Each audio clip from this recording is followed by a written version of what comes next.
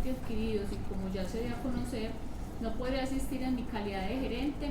Por ello, la asistencia a la invitación reunión de Comisión Accidental 052 de 2020, que se llevará a cabo 8 de mayo de 2023, se delegó en el secretario general, cuya función, entre otras, es la de participar en las actividades transversales de planeación, ejecución y evaluación de políticas, planes, programas y proyectos establecidos para contribuir al cumplimiento de la misión institucional, así como autoevaluar la gestión del proceso y detectar e implementar las mejoras del mismo de acuerdo con los procedimientos establecidos.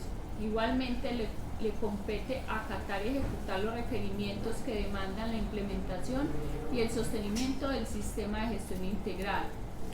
Es menester aclarar al corporado que los documentos de delegación están radicados en debida forma y que si por alguna circunstancia se debiera aplazar la reunión, esta no puede ser atribuible a la imposibilidad de asistencia del gerente, pues son muchas más las entidades sobre las cuales se están adelantando acciones pertinentes a la Comisión Accidental, y lo que busca la empresa para la seguridad y soluciones urbanas es apoyar y atender la invitación con toda la información requerida.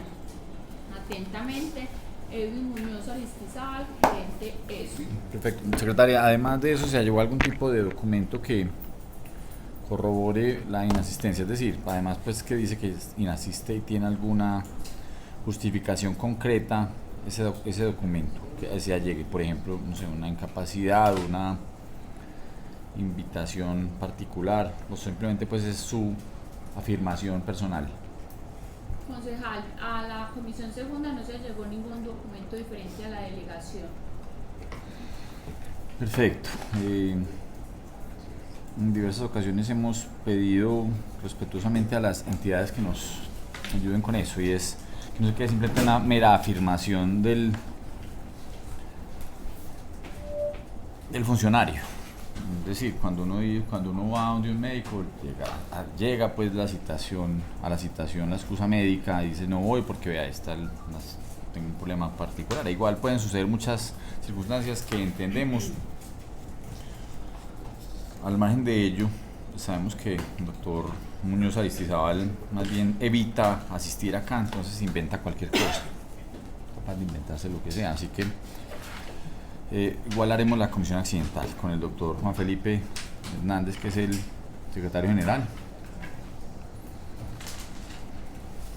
Y pues quedamos quedado la sesión pasada, de hablar varios temas muy específicos sobre lo que ha venido sucediendo en la empresa de seguridad urbana, seguridad y soluciones urbanas, con respecto a diferentes contratos, y específicamente con el de los contratos marco, que se llaman así, los acuerdos marco, con las empresas aliadas, proveedoras de servicios de vigilancia y seguridad privada. Así es pues como se define por parte de la entidad. Hemos quedado a hablar de eso, otros temas posteriores que van a ser los de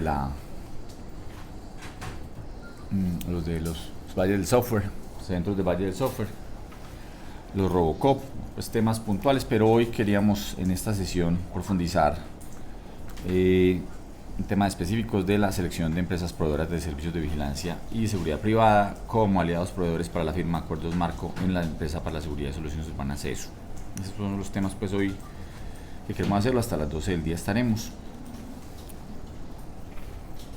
para cumplir con los términos de las comisiones accidentales, que son de máximo 2 horas. Y pues doctor Juan Felipe, muchas gracias por su asistencia. Comienzo con algo, voy a poner esto no sé, aquí como más para que se oiga para todos. Yo creo que por el tema de sonido nos toca tenerlo cerca, porque aquí no hemos podido ir por el registro, entonces el nombre y todas las personas que vayan a presentar están muy cerca de la grabadora. Muy bien, perfecto. Puedo dejar aquí a un ladito, como quiera, pero la idea es pues que nos toca estarla pasando.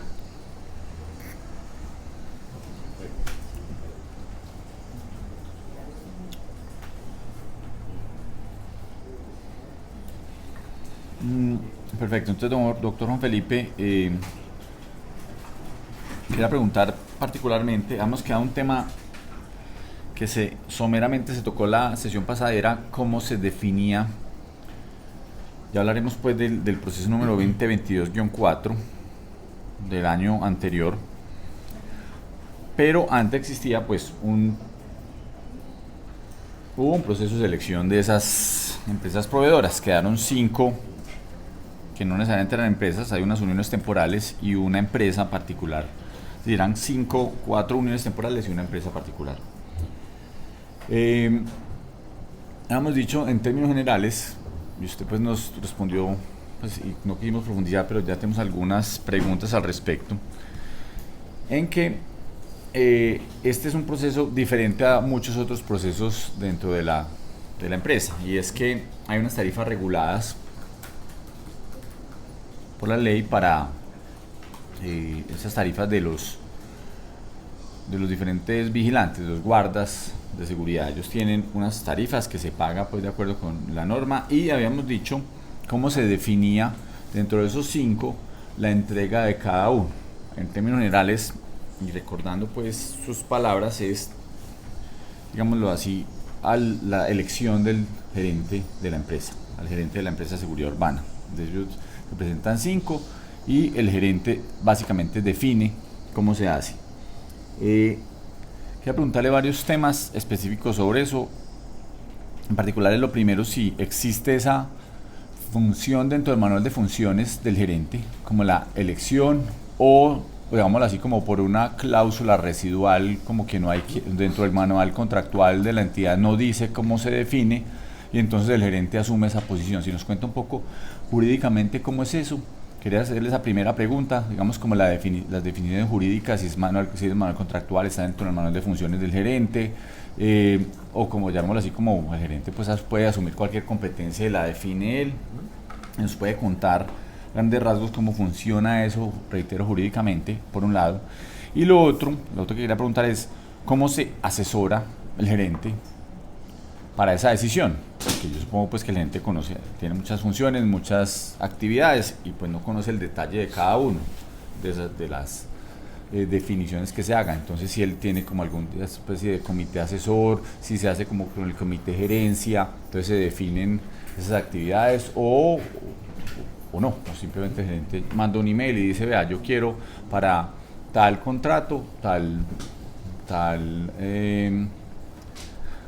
empresa, tal unión temporal, porque pues sin justificarlo, es decir, porque se puede, entonces yo lo hago. Si nos cuenta entonces esos 2 temas, jurídicamente cómo funciona, y segundo, llamémoslo así como administrativamente, cómo funciona eso.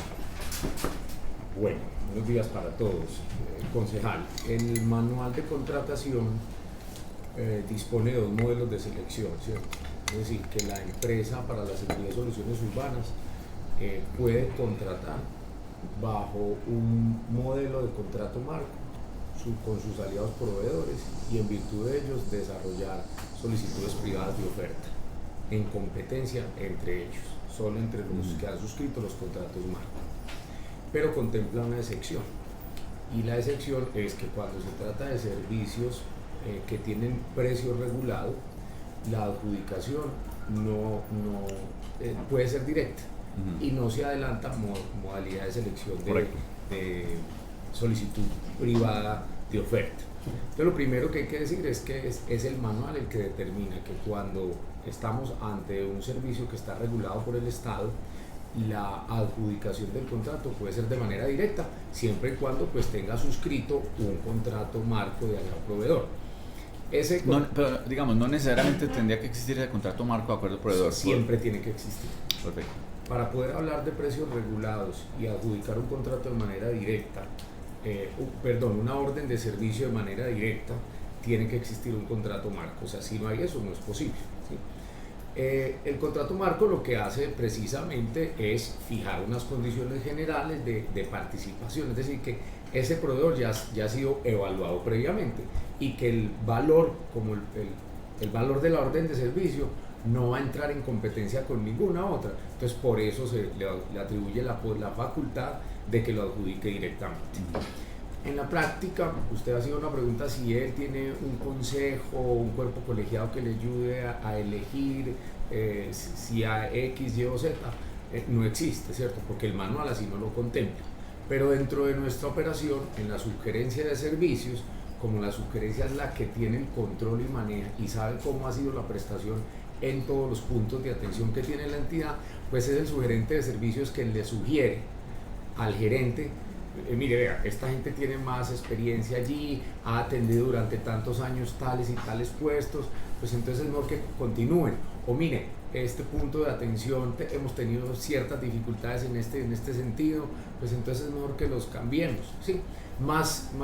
Refieres más hacia las situaciones particulares que frente a las condiciones jurídicas o financieras, porque esas ya fueron objeto de evaluación en el proceso de selección, es decir, que todos están en idénticas condiciones. Habrá algunos prestadores pues que tengan mayor, digamos, una mayor ascendencia frente a algunos lugares de atención, ¿cierto? O sea, si hay más hacia el norte porque tienen instalaciones más hacia el norte, si es más hacia el sur porque sus empleados pues viven más hacia el sur. Entonces son esas condiciones las que determinan la selección, pero no porque el manual disponga un procedimiento adicional o obligue al gerente a hacer una caracterización particular para que él determine a quién adjudica o no una orden de servicio, porque como le digo, ya ha sido previamente evaluado, pues por supuesto en el proceso de selección, que es público y abierto, en el contrato marco. Digamos, a estas empresas pueden generar algún tipo de valor agregado para la empresa de seguridad urbana, es decir, que dijeran, igual hay unas condiciones financieras, jurídicas que se cumplieron, pero hay uno que ofrece pues mayor tecnología, mayor, no sé, o tiene algunos guardas unos vigilantes con discapacidad, entonces se pueda dar algún tipo de beneficio adicional, es decir, eso no se valora después de haber sido adjudicado el contrato como esos acuerdos marcos, tiene algún tipo de importancia, de trascendencia en una decisión posterior. O sea, puede que previamente se haya hecho, pero reitero, posteriormente tiene como algún tipo de incidencia o ya es como así claro y dice no, o sea, no tenemos que, sí, no hay un tipo de evaluación posterior dentro de las condiciones de tarifas y ya, se queda simplemente en, llamémoslo así, como una definición, alguna política, pues porque nos parece que creemos que, y de pronto los del norte entonces trabajan en el norte y los del sur trabajan en el sur. Sí, de todas maneras, digamos, ya cuando está en ejecución el contrato, pues por supuesto que no puede haber ningún tipo de variación, ¿cierto? Ni siquiera en el momento de hablar de la prórroga o no del contrato estatal, no puede haber ningún tipo de variación. Sin embargo, el pliego de condiciones sí otorga unos puntos adicionales frente a ese tipo de situaciones que usted está comentando. Por ejemplo, si tienen madres cabeza de familia o no. Por ejemplo, favorece las pymes. Por ejemplo, favorece los modelos de selección con empresas donde tengan mayoritariamente participación discapacitados. Por ejemplo, tiene personas penados y de libertad, pues personas que ya pagaron una pena y se están reingresando al mundo laboral. Es decir, existe una cantidad de variables que otorgan unos puntos adicionales, pero en la etapa previa pues, del contrato. Es decir, todo eso sí se contempla, ¿cierto? Las propuestas presentadas pues, por estamentos comunitarios o que integren estamentos comunitarios o que hayan participado en actividades como donaciones y cosas con el Estado, en fin, todo eso el pliego le otorga unos puntos adicionales.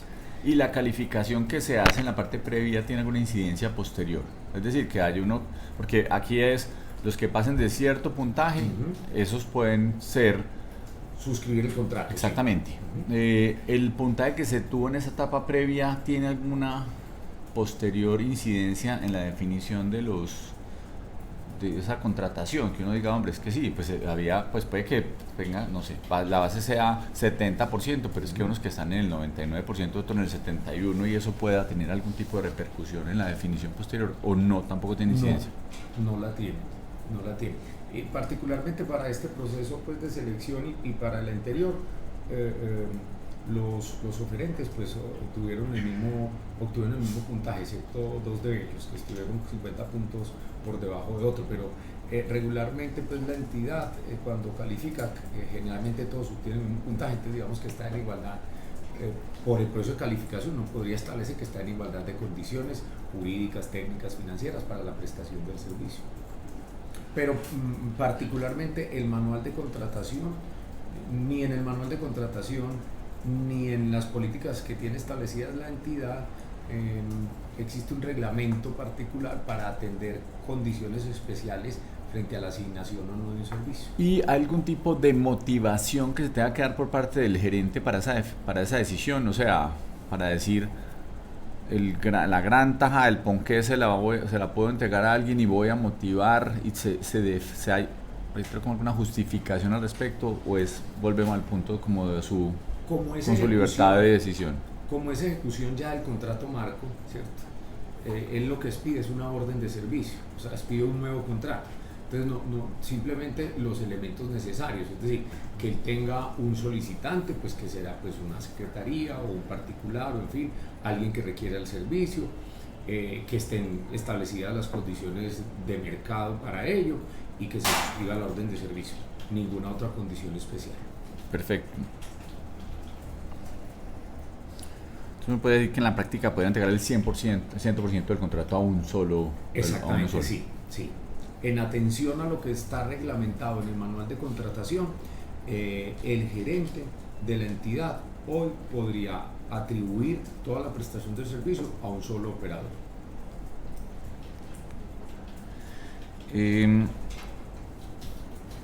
Digamos, como por la forma como se ejecuta el contrato. Muy bien, como se ejecutan, como se definen estos contratos, digamos que la prestación es como de múltiples tipos, es decir, hay desde vigilancia de establecimientos educativos, pues de colegios, de edificios públicos, pues como el que estamos, no sé, instalaciones deportivas, pues, o sea, de diferentes... Sí, de mucha índole. De acuerdo.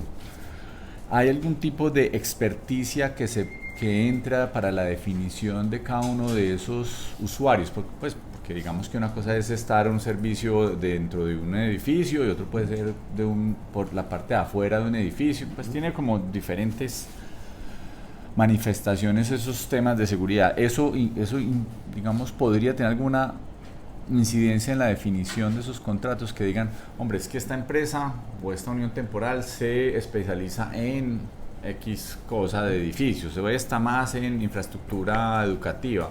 ¿Eso tiene alguna también incidencia dentro de la definición o es transparente? ¿O es como todos pasaron, cualquiera puede darle el 100% independiente de que haya otro dentro de esas uniones temporales que pudieran tener como esa expertise, esas capacidades? Sí, el pliego, como el pliego de condiciones, reúne, digamos, integralmente todas las características propias del servicio que presta la entidad. Entonces, en cada uno de esos aspectos, por ejemplo, el anterior pliego no contemplaba una situación particular frente a la atención de lotes y de terrenos baldíos, ¿cierto? Porque, digamos, esa no era una circunstancia propia en el anterior cuatrenio, ¿cierto? Digamos, en este cuatrenio hubo esa particularidad, entonces fue necesario introducir en el pliego de condiciones para todos los oferentes, pues que cumplieran unos requisitos mínimos en ese sentido para garantizar que independientemente que estos fueran los que suscribieran el contrato, tuvieran la capacidad de atender eso. Entonces, hoy el pliego de condiciones permite garantizar que cualquier tipo de servicio pueda ser atendido por cualquiera de los que tienen vigente un contrato marco de aliado proveedor. No sé si usted ha visto más bien ese contrato pues que ya finalizó, cómo se ejecutó, es decir, qué porcentajes a cada uno de los proveedores se les entregó. Usted no sé si tiene las cifras claras, tiene el conocimiento al respecto, o al menos digamos como un aproximado, un estimado de las mismas, porque lo que se puede ver es que hubo una, digamos, alta concentración en uno de ellos, casi más, pues, alrededor del 90% de la contratación en punto de vista económico, y hay otros que no se les entregó en la práctica ni un solo peso. La pregunta es si eso tuvo alguna consideración dentro de las definiciones, que uno pueda decir, hombre, tengo 5 y me pueden servir, descentralizo entre comillas, o pues, democratizo los recursos, le doy más oportunidad a otros, puede que los evalúo y veo que si no me funciona de pronto pues puedo hacer modificaciones, si eso tuvo algún tipo de consideración o si fue muy, o sea, digamos, tiene algún tipo de justificación esa concentración diferente a que jurídicamente puede hacer. No, ¿O técnicamente tiene alguna justificación? No, no hay ninguna. Esa es la liberalidad del gerente en ese sentido. No hay ninguna. Perfecto. S.A. No existe ninguna justificación técnica para que haya una gran concentración hacia alguno. Hombre, es que es mejor, tiene más capacidades, tiene más experiencia, fue mejor punteado, tiene algún tipo de desempeño superior. O sea, eso no existe, simplemente es jurídicamente puede, yo lo hago. Exactamente. Perfecto. ¿Hay algún tipo de llamado de atención de alguna auditoría, de la Contraloría o alguna auditoría interna que tenga no sé quién hace la auditoría de la ESO como a sus procesos pues, contractuales para la Contraloría, pero no sé si la auditoría externa que se le hace a la empresa, no sé qué empresa la tenga, pues la auditoría contable, en general la auditoría, no sé si es Deloitte, alguna de estas empresas de la revisoría fiscal, haya hecho algún tipo de anotación al respecto. No, es decir, pues, al tratarse pues, de una entidad pública, pues propiamente revisoría fiscal, las funciones las ejerce pues el ente de control, ¿cierto? Internamente pues nosotros tenemos una oficina de control interno. No sé quién audita los estados financieros. Nosotros tenemos, no, la Contraloría. La Contraloría lo hace. Nosotros que tenemos unos modelos de certificación, pero en gestiones, sistemas de gestión de calidad y Contec en ese sentido. Allí pues nosotros tenemos una suerte de acciones de mejora, pero frente a la gestión de los procesos administrativos, particularmente frente a ese detalle que usted pregunta, no existe ninguna ni recomendación, ¿cierto? En ese sentido. O sea, digamos como esa definición tan de mera liberalidad, como usted lo dijo previamente, tan del resorte, pues como sin lo que dijimos, sin ningún tipo ni de motivación ni de justificación técnica, simplemente quiero entregarle a este el 98.5%, solo para poner un ejemplo, y a los otros 4 le van a entregar el 1.5% sin ningún tipo de definición. No ha llamado nunca la atención de un órgano de control para decir que pudiera mejorarse el proceso a través de algún tipo de ampliación de las definiciones, como algún sustento adicional al... No, concejal, y digamos que esto ya pues fue una consideración muy personal, y es porque el proceso de selección anterior, previo al del que usted pueda expedir una orden de servicio, es tan riguroso, y la calificación es tan rigurosa en ese sentido, que digamos sería tener 2 filtros adicionales en un mismo proceso de selección. Por eso lo limita a uno, ¿cierto? Que es la elección del proveedor para suscribir el contrato marco.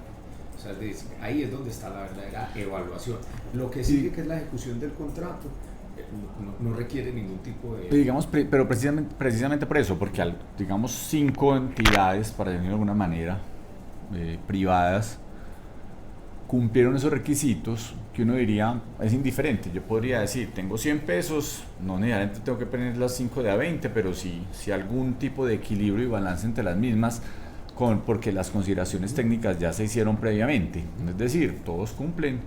Yo digo, les voy a dar, pues listo, usted tome los colegios del norte, empresa B usted tome los colegios del sur, empresa C coge los edificios públicos, empresa D tome las instalaciones deportivas de la ciudad, como más, digamos así, equilibrio, ya que tengo 5 eventuales proveedores.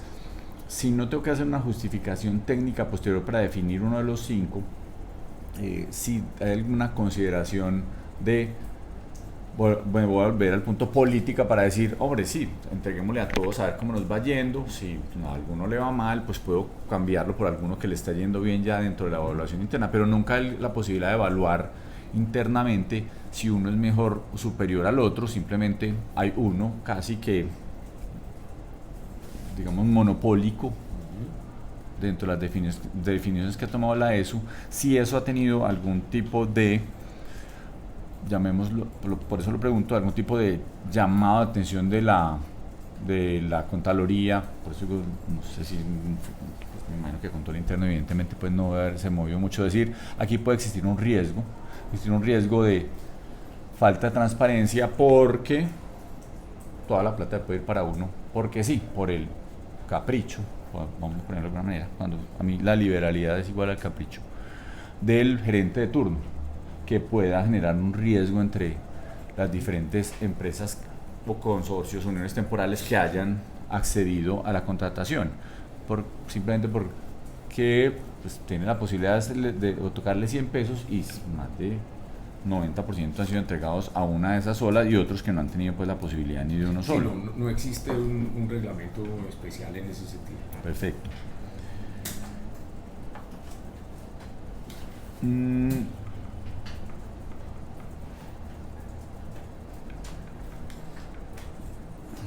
Aquí nota eso.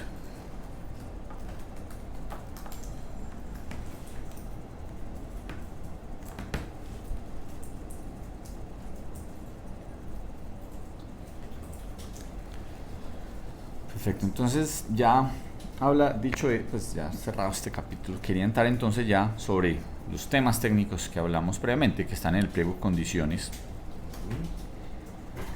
requisitos jurídicos, técnicos que se definen para estas solicitudes públicas de oferta, que se hace de manera pública. En este caso la 2022-4 se había hecho antes previamente, ya no recuerdo el número, para el año 2019.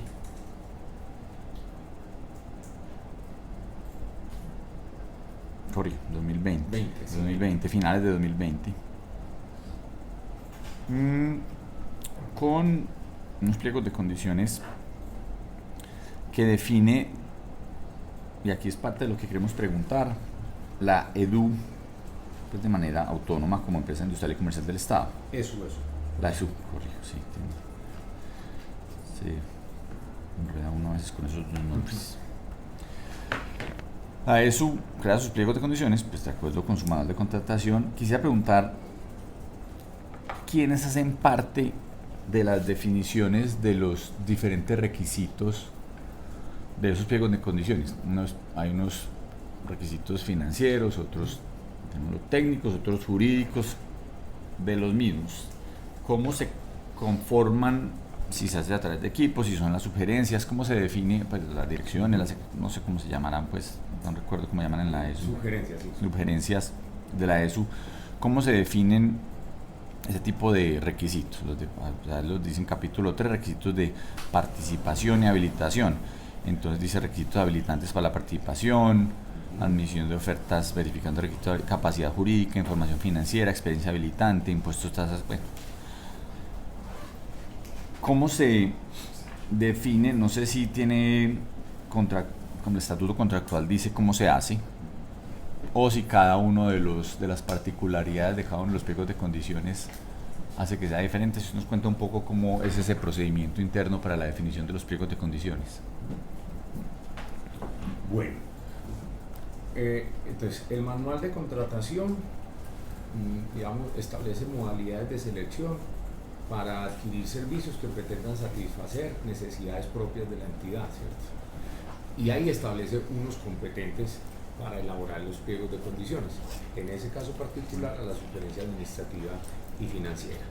Cuando se trata de procesos de selección para satisfacer necesidades de terceros, por este caso las del municipio, las de otras entidades públicas,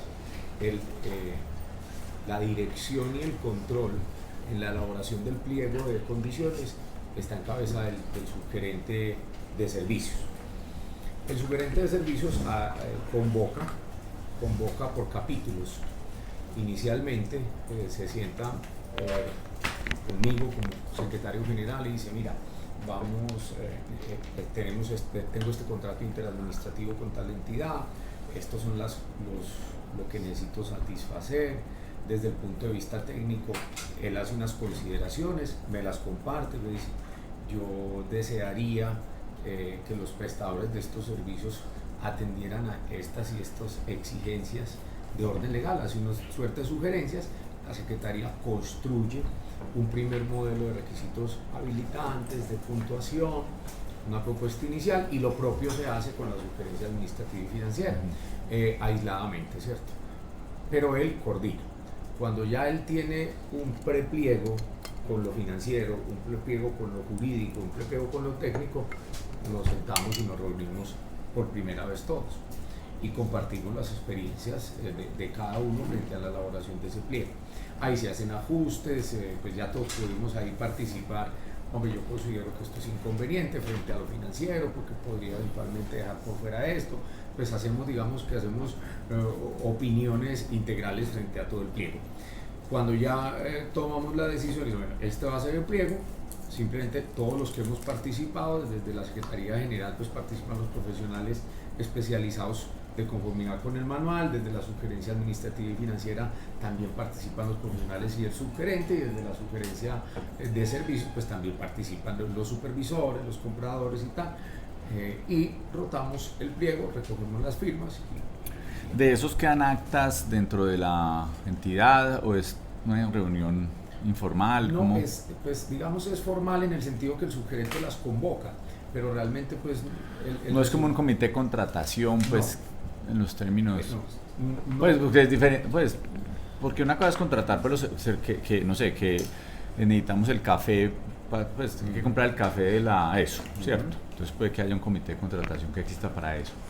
Pero igual aquí es un comité de contratación, entre paréntesis, de servicios que la ESO va a prestarle a terceros o que pues, a través del mandato sin representación va a liderar ese proceso de entidades públicas. De alguna forma pues, es una contratación a la que evidentemente la ESO pues, le acae responsabilidad con esas entidades que contratan este servicio con la ESO. La pregunta es si hay algún tipo de comité, entre comillas, pues formal, para contratar esos servicios que en el fondo es una subcontratación, pero así como se compra el café y hay un comité de contratación para comprar el café, hay un comité de contratación eventualmente que podría utilizarse para esas sugerencias, que es de alguna manera lo que ustedes me están diciendo, pues lo que usted me está diciendo que se hace.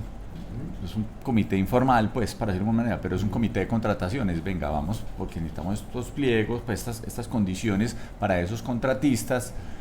Se arma eso, por eso lo digo, si hay un comité de contratación pues definido en términos jurídicos para ello, para ese tipo de servicios, no los servicios que consume entre comillas la ESO, sino los servicios que consumen terceros y las cuales la ESO se encarga de contratar.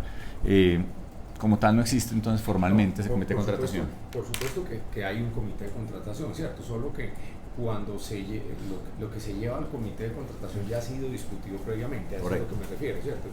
Que la etapa previa pues, de discusión no está formalizada y pues digamos no existen actas, pero sí existe acta del comité de contratación. Y cuando ya el subgerente presenta el pliego formalmente ante el comité y le dice al comité, y estas son las condiciones que se concertaron, este es el cronograma del proceso de selección, claro que ese sí. ¿Quiénes hacen parte del comité de contratación? Los mismos que hacen los pliegos. De alguna manera es un predebate. No. Hay algunos miembros que coinciden, ¿cierto?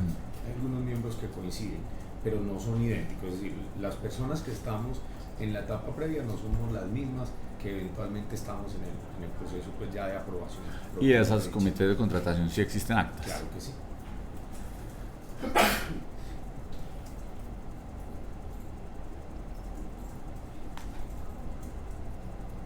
Y sabe entonces usted quién está a cargo, por ejemplo, la capacidad jurídica, supongo que la Secretaría General, pero no sé, la información financiera supongo que es de la gerencia... De la sugerencia administrativa y financiera.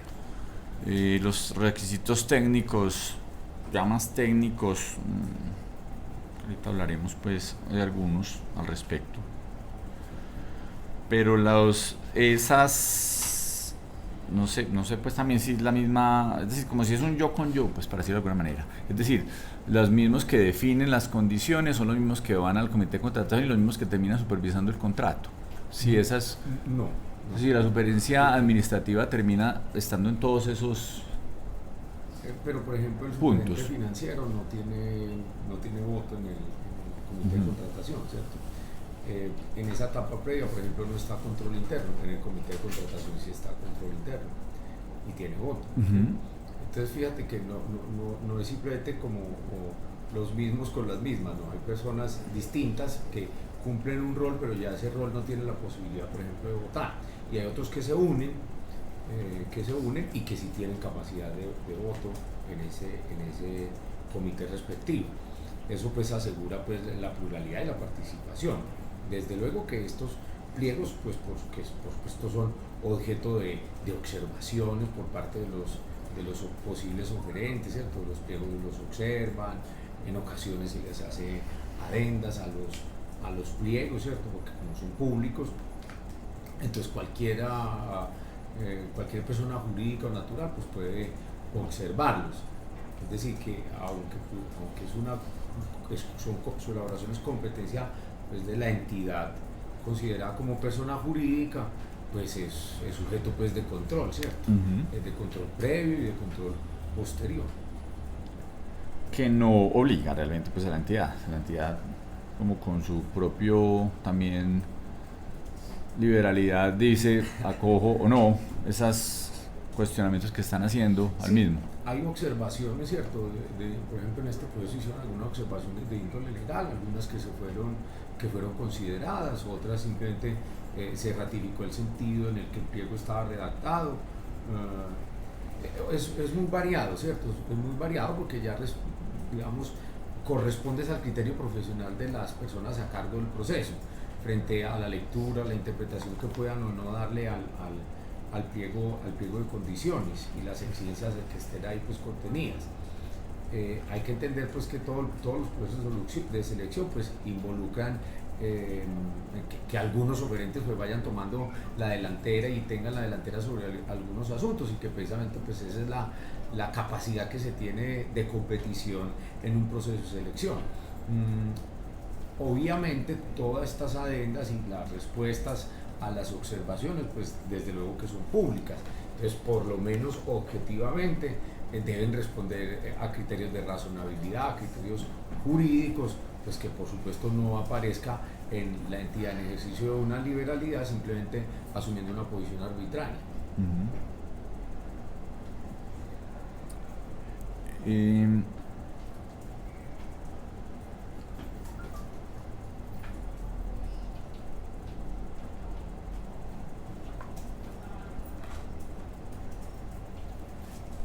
Una vez tuvimos una comisión accidental con el gerente, la única vez que estuvo con nosotros, que digamos que es un hombre muy ocupado, entonces estos temas pues son muy secundarios seguramente para el gerente. Y él mencionaba que uno de los grandes orgullos de la ESO era que se habían aumentado el número de interesados en estos procesos. Quiero preguntarle si usted considera que con los requisitos que se han puesto se pusieron en el 2020, ahora en el 2022, más que los interesados, porque manifestaron intención de participar, no necesariamente significa que uno vaya a pasar esa reja que le ponen con unas experiencias, unos requisitos habilitantes. Si se ha aumentado en la práctica frente a lo que venía sucediendo antes, o en la práctica se ha disminuido el número de empresas que hacen parte de este contrato. Este es un contrato que se venía pues, desde hace mucho tiempo manejando la ESU.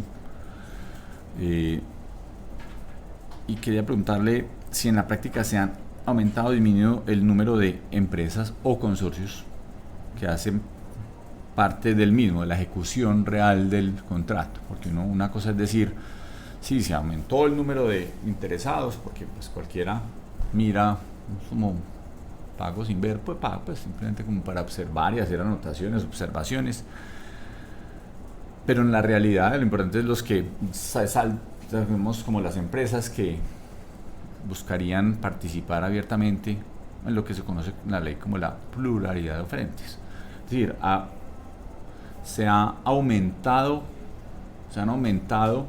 los oferentes reales después de esas experiencias habilitantes, pues de revisar todo este proceso, o se han disminuido, doctor Juan Felipe. Sí, se han aumentado, y se han aumentado por dos circunstancias particulares. Y es que... Y me está diciendo, estamos hablando de los que terminan siendo seleccionados. Adjudicatarios. Sí. Sí, se han aumentado y es porque el pliego tiene, digamos, una visión de fortalecer a los pequeños empresarios. Entonces, la comunidad de trabajo posibilita que las uniones temporales o consorcios pues unan esfuerzos y presenten sus propuestas. Entonces nosotros pasamos en un caso particular de un solo prestador a tener 4 prestadores, ¿cierto? Así que esto está posibilitando que las pequeñas y medianas empresas de vigilancia pues tengan una mayor posibilidad de participar en el proceso de selección y que eventualmente... Pero explícame, de un solo prestador, ¿en un solo prestador es de qué? Cuando me dicen un solo prestador. Supóngase que nosotros suscribimos un contrato marco de aliado proveedor con una persona jurídica.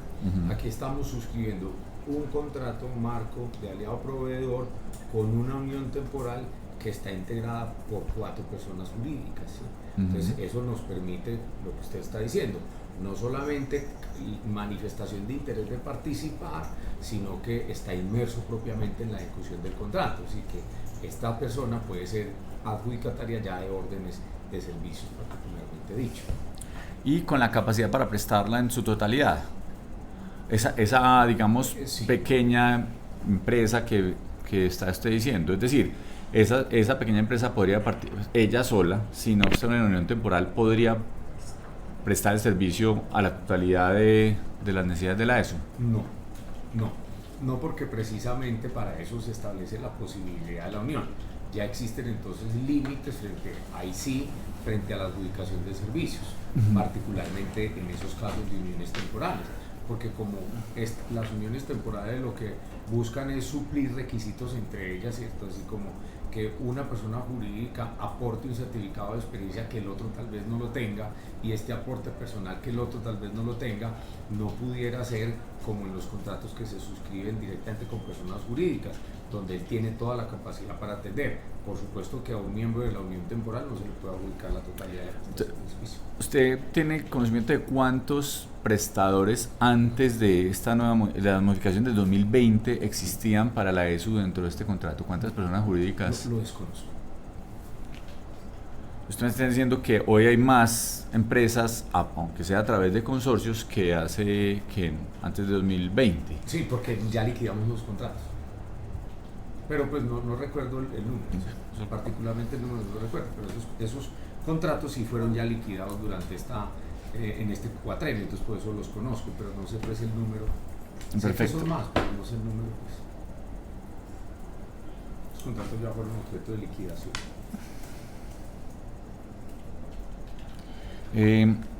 Esas empresas que antes estaban, ninguna después de 2020 ha vuelto a tener contratos con la ESU. Alguna de esas empresas que antes existían en la ESU, pues que prestaban ese servicio de vigilancia, esos contratos liquidados. Sí, hay 2 prestadores que vienen de tiempo atrás. En el año 2020 hubo muchas críticas a eso. Digamos que uno podría entrar en el detalle de por qué esas empresas, aunque sea a través de uniones temporales, no pudieron participar, a pesar de que se presentaron, pero toda la oferta fueron descalificadas en estos procesos contractuales. Yo realmente no sabría decirles si se presentaron en el 2022, pero en el 2020 sí sucedió. Es decir, esas empresas que eran prestadoras de servicio en la ESU terminaron siendo descalificadas posteriormente en el proceso contractual. Reitero, independiente que se hiciera a través de uniones temporales o no. Y la forma como no pudieron tener acceso a esa etapa posterior es a través de unos requisitos que se exigieron, unos requisitos que en su momento pues los discutimos con el gerente, eran radicados más en cabeza de personas que de las empresas como tal.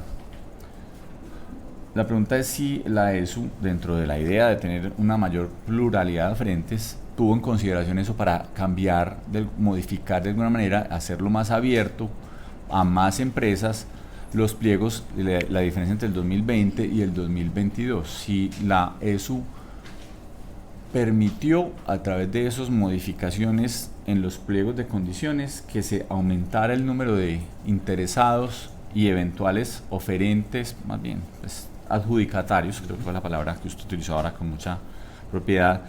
Si se pretendió aumentar el número de adjudicatarios o al contrario era volverlo cada vez más complejo, aumentando los requisitos habilitantes, que no es malo per se, pero de acuerdo, ya dependerá, ahorita entraremos en el detalle.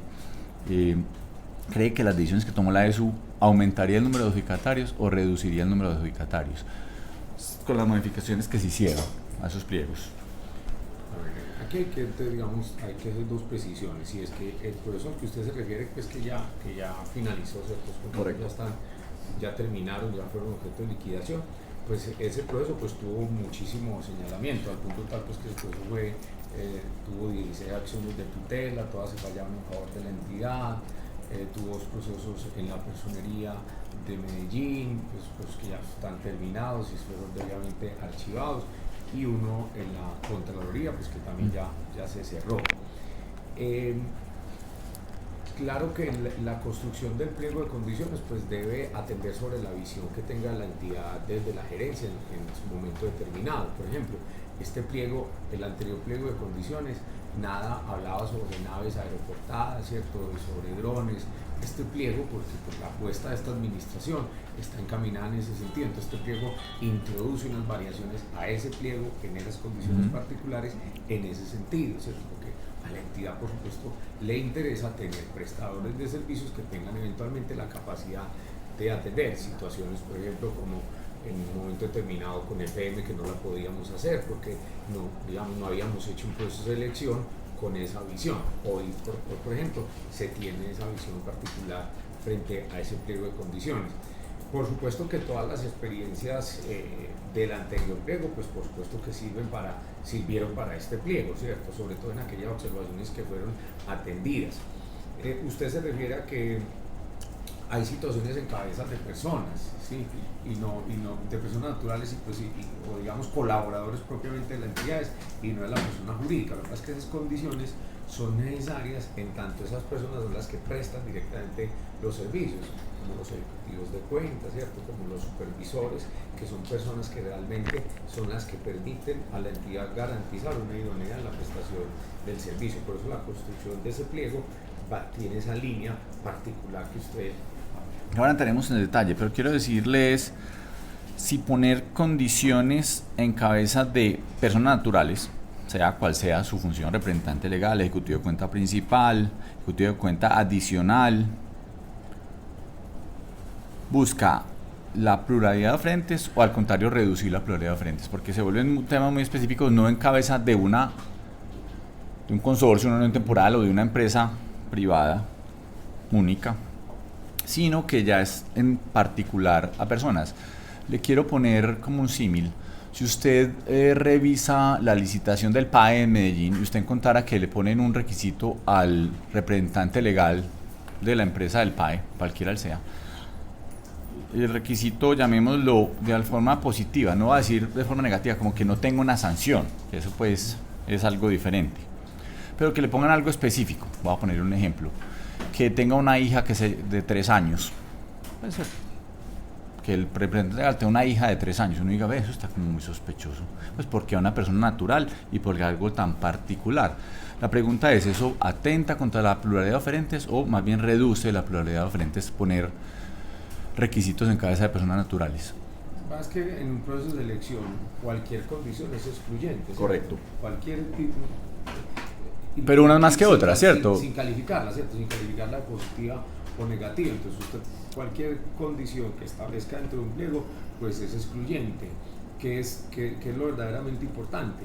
La justificación frente a la existencia de esa condición, que no sea una condición meramente subjetiva, sino que atienda a un... Pero la pregunta es esta: si no es subjetiva, que está en cabeza de una persona natural, no es objetiva con conocimientos y capacidades de una empresa como tal, que es, llamémoslo así, una persona jurídica que actúa, que tiene una experiencia de la persona natural, independiente de las personas que particularmente trabajen en ella, que hagan parte de ella, o sea, como representantes legales o como ejecutivos de cuenta.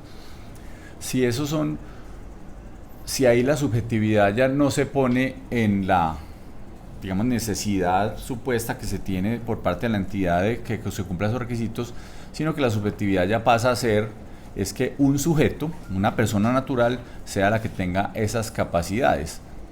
Quiero preguntar reitero, entiendo que todas las condiciones que pongan son excluyentes, es decir, que sea una persona natural, que tenga esta especie, una persona jurídica que tenga estos conocimientos, que tenga estas capacidades técnicas, estas capacidades financieras. Entiendo que es parte de la esencia del contrato, que uno diga, hombre, sí, yo sí, pues no voy a poner aquí una empresa para empresas de vigilancia, pues una que se va de alimentación, porque pues no tiene ni idea, correcto, pues no, si uno ve en su registro, pues no tiene idea, no tiene experiencia, no tiene la idoneidad para lo mismo. Pero si yo ya me brinco esa de la persona jurídica y se la paso a una persona natural que hace parte de esa empresa o de esa unión temporal, ya me puedo estar de alguna forma atentando contra la pluralidad de oferentes. Ya más de lo que se puso adicionalmente a los requisitos sobre la persona jurídica, ya le estoy poniendo requisitos concretos a una persona natural que no necesariamente digamos, corroboran las capacidades de la empresa. Las capacidades de la empresa van aparte de las personas jurídicas. Las personas jurídicas van aparte de las personas naturales que hacen parte de la misma. Es decir, una persona jurídica, Consejo de Medellín no es una persona jurídica increíblemente. Por la Alcaldía de Medellín tiene unos representantes legales que las definen los ciudadanos por 4 años. Es el representante legal del alcalde de Medellín y después pues, él le da poderes a las personas posteriores para que esa representación legal la delega para circunstancias específicas. Pero si yo le pongo restricciones a la persona natural, voy a poner un ejemplo, ya lo dije pues con el caso de que tengo una hija de 3 años, que no, ya después le mostraré algunos muy concretos. Uno podría decir, hombre, eso sí atenta contra la posibilidad de que más empresas se presenten. Vuelvo a la pregunta. Yo entiendo que puede existir justificaciones concretas para excluir por necesidades concretas del proceso contractual que se está haciendo. La pregunta es ¿por qué cuál es la incidencia de esas personas naturales sobre la experiencia y la idoneidad de una empresa como tal, persona jurídica que ha creado su propia entidad jurídica? Porque una persona natural que haga parte de la misma, directa o indirectamente, tiene relevancia y pertinencia para efectos de idoneidad de experiencia de una persona jurídica de la cual hace parte. Porque es como separar el todo, que es una persona jurídica, de una parte concreta, muy pequeña, que es la persona natural, que hace parte, reitero, directa o indirectamente de la misma. Sí, es que las condiciones y las características en la prestación del servicio imponen esa serie de condiciones que se establecen en el pliego. Es decir, de la lectura de la realidad es que se construye el pliego. Es decir, no es simplemente un equipo sentado en una mesa que sueña a construir un pliego, sino que son las condiciones propias en la prestación del servicio que van determinando la construcción de ese pliego. A ver, digamos que por ejemplo en la experiencia ha determinado la necesidad de contar cada vez con unos supervisores más capacitados, ¿cierto? Para la atención de incidentes. Nosotros atendemos puntos críticos como por ejemplo acá el Centro Administrativo Municipal, Plaza Mayor, donde es cierto. Entonces digamos que esas condiciones particularísimas en la prestación del servicio, esa caracterización en la prestación del servicio, son los que determinan la necesidad de que el pliego haga unas exigencias particulares frente a los colaboradores de la persona jurídica, ¿sí? Es decir, que cuenten con personal capacitado en este y en este sentido, que cuente con formación, con personal con formación en estas y en estas áreas del conocimiento, porque esto lo que permite es garantizarle a nuestros clientes pues un servicio que se está prestando satisfactoriamente, que se está prestando adecuadamente, que se presta de manera eficiente. Esa es la justificación para establecer esas condiciones particulares frente a las exigencias de formación, frente al personal que hace parte de las personas jurídicas. Y diríamos que no, eso puede ser más trascendente teóricamente que, por ejemplo, la capacitación de un guarda de seguridad, porque no se pone nada en particular sobre el guarda de seguridad. Yo veo que no se exige pues que los guardas de seguridad tengan algún tipo de profesionalización o certificación de X experiencia, o sea, nada adicional a lo que podría tener un guarda de seguridad. O sea, es más importante para efectos de supuestamente pues la necesidad que tiene la entidad, la empresa de seguridad urbana, para esta pliego de condiciones, son más importantes las capacidades de esos directivos, entre comillas, representantes legales, ejecutivos de cuenta, que de los guardas de seguridad, que no se le pone ningún tipo de condicionamiento, simplemente que sea un guarda de seguridad, que tenga pues como... Sí hay unas exigencias para los guardas, claro. Ahorita me la dice dónde, pero no de los requisitos habilitantes para el mismo. No, o sea, no está dentro de los requisitos habilitantes. Yo veo dentro de los requisitos habilitantes para el representante legal, para un ejecutivo de cuenta principal, que es una novedad frente al de hace 2 años, el ejecutivo de cuenta adicional, que se pusieron dentro de los pliegos de condiciones. No veo ningún requisito, como requisito habilitante, entre otras cosas. Es parte de lo que se conoce como la experiencia habilitante, en la parte 3.6, página 27, y después está mal enumerado, pues porque quedó 3.4.2, 3.4.3, 3.5 capacidad técnica, licencia de comunicación, disponibilidad de armamento, visita técnica, certificado de apoyo a la fiscalía, y ahí vienen ya unos muy concretos. Entonces,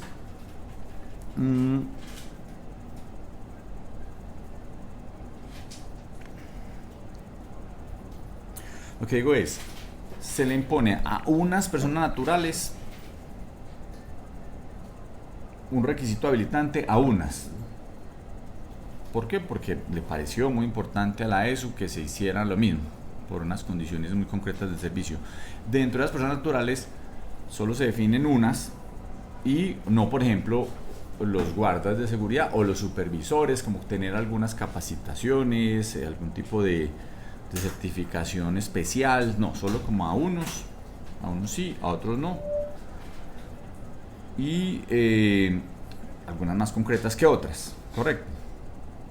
Y claro, si uno pregunta así, es que es muy importante, pues porque pues la pregunta es si eso, vuelvo al punto, atenta, es positivo para la pluralidad de oferentes, que reitero, están en cabeza de la persona jurídica, porque la información financiera es de la persona jurídica, no del representante legal. La información técnica, que habría que ver cuál es muy técnica, es de la persona jurídica, no del representante legal o del ejecutivo de cuenta. Pero los requisitos habilitantes sí son de unas personas muy concretas dentro de la relación, llamémoslo así, técnico-jurídica entre la ESU y cada una de esas empresas o consorcios, de unas muy particulares, que podrían ponerse, porque no podría decir que el representante legal tuviera una declaración de renta muy alta que pasara de tantos millones de pesos su patrimonio. ¿Por qué? Pues porque les parece muy importante que sea una persona muy responsable económicamente y que tenga capacidad económica, y podría ser una justificación, como seguramente me van a dar ahora. Entonces, ¿por qué se ponen unas? La información financiera es de la persona jurídica, pero las personas naturales no importa ahí. Pero sí, dentro de la experiencia, reitero, habilitante, ni siquiera es para puntuarla, sino simplemente para ser parte de una etapa final. Vuelvo al punto original, independiente de la importancia o no, que ahorita hablaremos de la trascendencia de cada uno.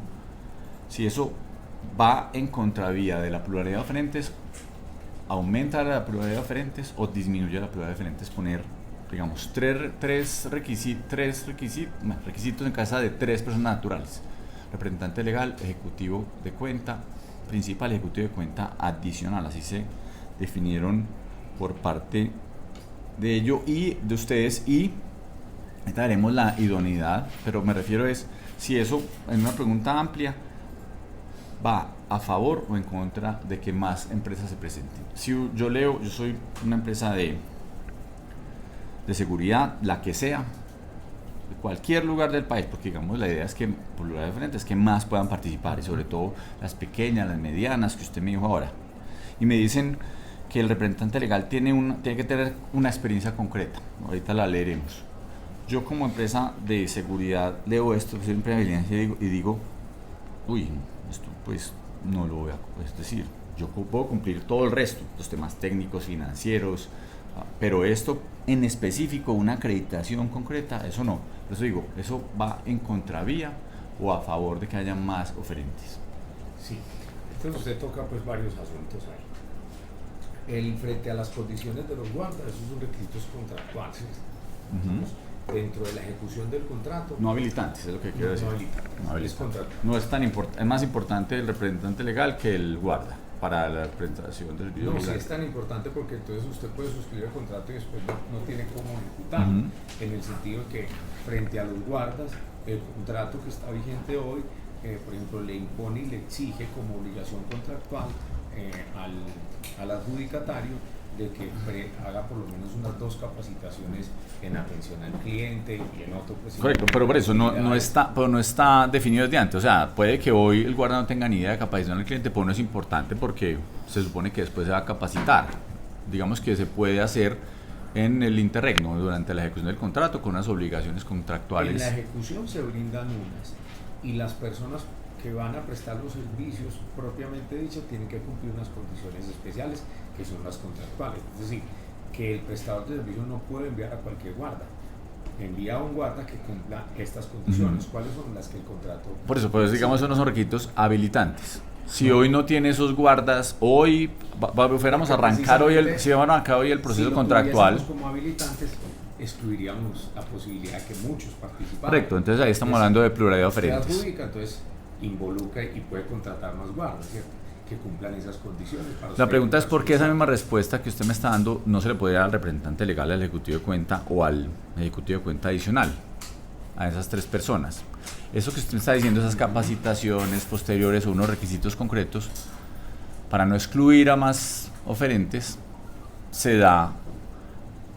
no se da para los guardas, pero sí para otros. O sea, los está excluyendo. Usted me está diciendo, sí, los requisitos ponen seguramente para excluir, o más bien, más para excluir es para llegar a los mejores, para decirlo de alguna manera más concreta, para llegar a los mejores. Lo que me está diciendo de una cantidad de certificaciones, capacitaciones, etcétera, que usted me dice, yo no se lo aplico a los guardas porque excluiría a muchos. La pregunta es, ¿por qué no excluye con los representantes legales, con los ejecutivos de cuenta principal y adicional, que son pues como 3 requisitos muy concretos que se pusieron en cabeza de personas naturales? Porque eso no excluyen la pluralidad de oferentes que estamos hablando. Porque eso hacen parte digamos, dentro de la estructuración del servicio, esos son inamovibles. Frente a los guardas pueden vincularse en cualquier momento. O sea, el ejecutivo de cuenta adicional, voy a poner un caso, que un ejecutivo de cuenta adicional que fue presentado como requisito para habilitante y el señor o la señora tiene alguna dificultad personal y renuncia, incluso desde el momento en que se adjudica el contrato y el que se inicia, porque puede suceder, ¿qué pasaría? Es decir, se acaba el servicio, esa empresa no puede participar, se excluye inmediatamente porque renunció. O sea, necesita un ejecutivo de cuenta adicional que tenga profesional o oficial superior en uso de buen retiro, para la cual deberá aportar el título, acta de grado y tarjeta profesional cuando ayude el lugar o el extracto militar y el acto administrativo de la asignación de buen retiro según corresponda. Es decir, si se demoran 3 meses para contratar uno nuevo, esa empresa inmediatamente detendría el servicio, porque es tan importante que se tiene que detener el servicio, porque después era un requisito habilitante. Eso es como, pues, sí, ¿es eso o nada? Hipótesis, ¿cierto? Correcto. Frente a lo que usted está comentando, que el personal que, por ejemplo, se presentó con la oferta, en el momento de suscribir el contrato ya no esté. Eso puede ser una hipótesis. O en la mitad pues, de la ejecución del mismo. Estén ejecutando y renuncien, ¿sí? Entonces el contrato establece unas condiciones de cómo suplir eso mientras se hace la vinculación de una nueva persona, o que ocurre en la eventualidad de que se tenga que haber un cambio por renuncia, porque la persona se pensionó, entre el momento de presentar la propuesta y el momento de iniciar la ejecución del contrato, está reglamentado obviamente en el contrato. Bueno, Entonces, y la pregunta es, situaciones que puedan- pues estamos hablando como es teóricamente tan indispensable, es decir, requisito habilitante es indispensable, es decir, requisito habilitante no es cualquier requisito, no es un requisito de puntuación que se le dé posterior a los que pasaron esos requisitos habilitantes. Reitero, no en la persona jurídica, sino en cabeza de personas naturales. 3 en particular: representante legal, ejecutivo de cuenta principal, ejecutivo de cuenta adicional. Está en la página 30 y 31 de los pliegos de condiciones SPO 2022-4 para estas empresas. Entonces, mi pregunta original era, ¿va en beneficio o en contravía de la pluralidad de oferentes? Usted me dice cualquier requisito va en contravía de alguna forma de la pluralidad de oferentes. Cada vez que le pongo uno más, va en contra de la pluralidad de oferentes. Pero para garantizar Correcto. la mejoría. Entonces vamos a ver entonces la relación ahora sí, ya que estamos viendo, porque eso es una pregunta genérica, entonces tiene respuesta genérica. Vamos entonces a la particularidad de la representación legal ejecutivo principal para la relevancia, la importancia de que sea un requisito habilitante, es decir, la trascendencia del mismo.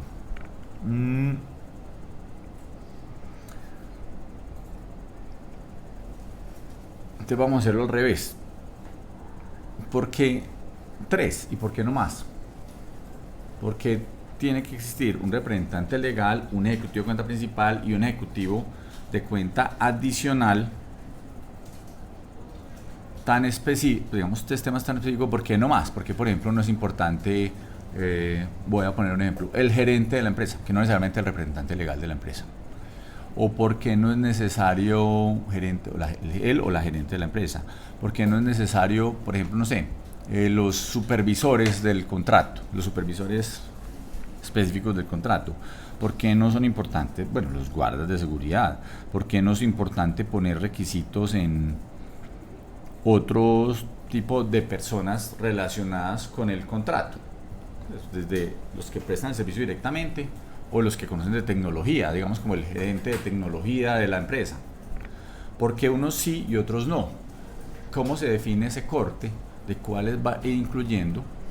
Porque en la ejecución usted me dice estos son trascendentales. Yo digo, pues yo le puedo decir una fila de trascendentales que uno podría, no soy experto en empresas de seguridad pues privada, pero uno podría dar hipótesis de decir, no, pues es muy importante el gerente de tecnología, o es muy importante el gerente de, no sé, quiera, o los supervisores de seguridad, o el gerente técnico, no el ejecutivo de cuenta, que es como una persona que uno llama para que, la persona ya interna, la que ejecuta las labores. ¿Por qué unos sí y otros no? Para ponerlo desde el punto de vista. Tiene un criterio, ¿cierto? Si usted mira el perfil de tanto el representante legal como el ejecutivo de cuenta, mezcla dos aspectos, uno que es el estratégico y otro que es el operativo. Por eso son esos dos. El representante legal, estratégico. Ahorita me gusta la palabra estratégico. Y el ejecutivo es operativo. Entonces, la estructura del servicio nuestro requiere esas dos condiciones, lo operativo y lo estratégico. Por eso son esas cosas. Listo, entonces. Por eso no son más ni los supervisores. Listo, perfecto. Entonces el ejecutivo de cuenta principal es operativo, es decir, ese está en la calle trabajando. O sea, es obligatorio. Aquí es que no. ¿Y cómo? Si quiere le leo y me dice cuál es la diferencia entre el operativo que me está diciendo y esto que tiene que ver con el operativo. Entonces, es un ejecutivo de cuenta que tiene que tener un perfil muy concreto. Le dispone un ejecutivo de cuenta principal con el siguiente perfil: profesional o oficial superior en uso o en retiro, para lo cual deberá aportar el título, acta de grado y tarjeta profesional cuando hubiere el lugar o el extracto militar y el acto administrativo de asignación de buen retiro que según corresponda. Consultor en seguridad acreditada privada, acreditada ante la supervigilancia con antigüedad superior a un año de la fecha del cierre del proceso. Para el cómputo se tendrá en cuenta la fecha de expedición del acto administrativo que la acredita. C. Operador de medios tecnológicos, lo cual verificará el comité evaluador en el APO, acreditación del personal operativo de la supervigilancia. Vinculación con el proponente superior a un año, para el efecto deberá aportar contrato y las planillas de seguridad social y parafiscales. Certificado de capacitación virtual 50 horas sobre el sistema general seguridad social en el trabajo, vigente, resolución 4927-2016, para mantener vigente la certificación del curso de capacitación virtual, las personas deberán realizar una actualización de 20 horas cada 3 años, aportando la certificación correspondiente. Nota, estos perfiles no podrán cumplirse por representantes legales de los socios de las empresas participantes. En el caso de una temporada, uno de sus integrantes deberá aportar el ejecutivo de cuenta principal y el otro el ejecutivo de cuenta adicional. La pregunta es: ¿cuáles son las funciones del ejecutivo de cuenta principal? ¿Son funciones de relación con la ESU o funciones de relación o funciones allá en el piso de supervisión y otras labores? Yo lo que entiendo es que el ejecutivo de cuenta principal es una relación con la ESU, que ya me vea, está pasando esto y la persona ya informe internamente como vea lo que está pasando. ¿Cierto? Hay unas quejas con esto, hay unas dificultades con esto. Esa es la función del ejecutivo principal. No es el que toma decisiones de cambie, haga o haga, ¿no? Se lo envía al gerente y ya la persona natural, o alguien allá que la persona natural, la persona jurídica, tomará decisiones sobre su operación para mejorar esas condiciones. Pero el ejecutivo de cuenta principal no tiene una función operativa en el sentido de que no es ni el que presta el servicio de vigilancia, ni tiene incidencia sobre las personas ya tienen. Pues no dice, no, o sea, es decir, lo que dice este perfil que ustedes definen como un requisito habilitante no tiene relación con la operación interna de la empresa de vigilancia, sino con la relación contractual que tienen la ESU con que es mixto. Con la empresa o el consorcio, pues, o la unión temporal. Es mixto, o sea, el ejecutivo de cuenta principal que hace es el enlace nuestro con las entidades donde prestamos servicios. Correcto. Y es el enlace nuestro en campo frente al servicio que estamos prestando. Pero eso no dice acá, ni tiene relación. O sea, usted no le dispone las... Lo que pasa es que estas condiciones de perfil son coherentes con las obligaciones que tienen en el contrato. Si usted mira la exigencia de acá de por qué debe estar acreditado ante la supervigilancia, por qué debe estar vinculado pues con un tiempo superior a 1 año, porque debe ser profesional o oficial en uso de buen retiro, es coherente con las obligaciones contractuales que están incluidas respecto del prestador del servicio. Pues ahí es donde si usted lo mira aisladamente, usted no lo puede mirar aisladamente, usted tiene que mirar este ejecutivo de cuenta de cara al contrato, qué es lo que va a hacer y porque debe saber manejar operador del. O sea, lo que termina hablando es que usted, digamos que la ESU define un cargo, o sea, le crea un cargo necesario a la empresa. La empresa puede no tener ese cargo y por las necesidades dice, tenga este ejecutivo, yo le creo ese cargo, le pongo las funciones, es decir, las empresas de vigilancia pueden tener una persona con estas condiciones, pero no es necesario en el sentido, o sea, la empresa podría no tenerlo, es lo que quiero decir. La empresa podría no tenerlo, es decir, la persona no tiene ese cargo porque es una necesidad del servicio, del contrato que se presta. No es que las empresas normalmente tengan este tipo de ejecutivos, menos con esas condiciones, pueden no tenerlo, o puede tener un ejecutivo con un ejecutivo de cuenta que le sirve para múltiples contratos, que es el enlace con sus clientes, llamémoslo de alguna manera. Quítele los requisitos que tenga, una empresa puede tenerlo, pero aquí lo que hace la ESU es, le crea unas obligaciones a través del contrato a ese ejecutivo particular, aunque la empresa no lo tenga, no lo necesite, considere con su liberalidad, con la libertad de empresa que tiene una empresa, dice, yo no considero importante un ejecutivo principal con estas capacidades técnicas. Digamos, la ESU le termina creando a través del contrato unas obligaciones a este ejecutivo, unas funciones a este ejecutivo. Sí, correcto, es lo que entiendo. Sí, la persona jurídica pues puede no tenerla, ¿cierto? Pero de cara a la ejecución del contrato es necesario.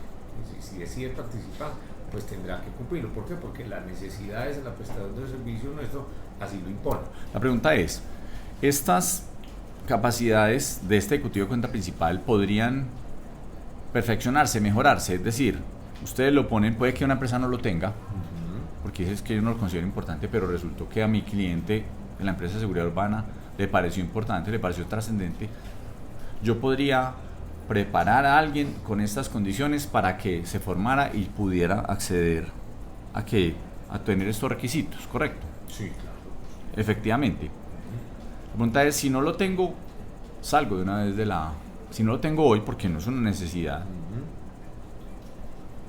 salgo de una vez del proceso. No puedo, independiente de la empresa, es su experiencia, su experiencia, su conocimiento, puede tener 50 años en el mercado, tener las mejores calificaciones, tener toda la idoneidad financiera, económica, etcétera, de experiencia técnica, con los mejores guardas de seguridad, los mejores capacitados, pero si esa empresa no contara con un profesional que fuera consultor de seguridad privada acreditado, que fuera operador de medios tecnológicos verificado por el comité evaluador de la supervigilancia, que sí, es que es un requisito de participación, o que fuera nuevo en el cargo, pues que tuviera 3 meses, o que que el certificado de capacitación virtual de 50 horas no tuviera ese certificado, pero lo pudiera hacer. La pregunta es ¿qué le recomendaría a una empresa que tuviera toda la experiencia pero no tuviera esta persona?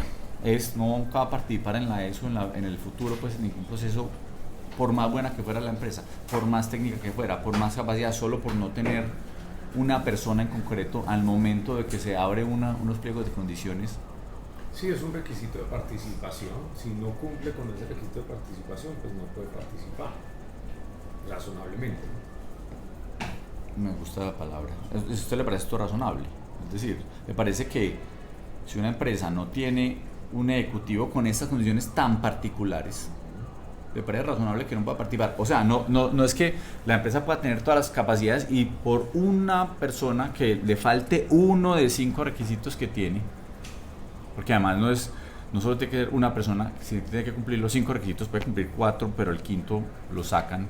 Entonces, se le parece razonable que una empresa con toda la experiencia, todo el conocimiento, todas las capacidades, que tenga todos los requisitos financieros, que tenga las armas, que tenga los permisos, que tenga toda una cantidad, un montón de certificaciones de calidad que se pueden estimar acá importantes, que la licencia de telecomunicaciones, una cantidad de capacidades técnicas que se le ponen, que tenga más de 5 contratos, que tenga la experiencia de más de 7 contratos ejecutados y terminados, que la experiencia específica de más de 5 contratos con estos objetos. Es decir, una empresa que tenga todo eso. Pero resulta que por allá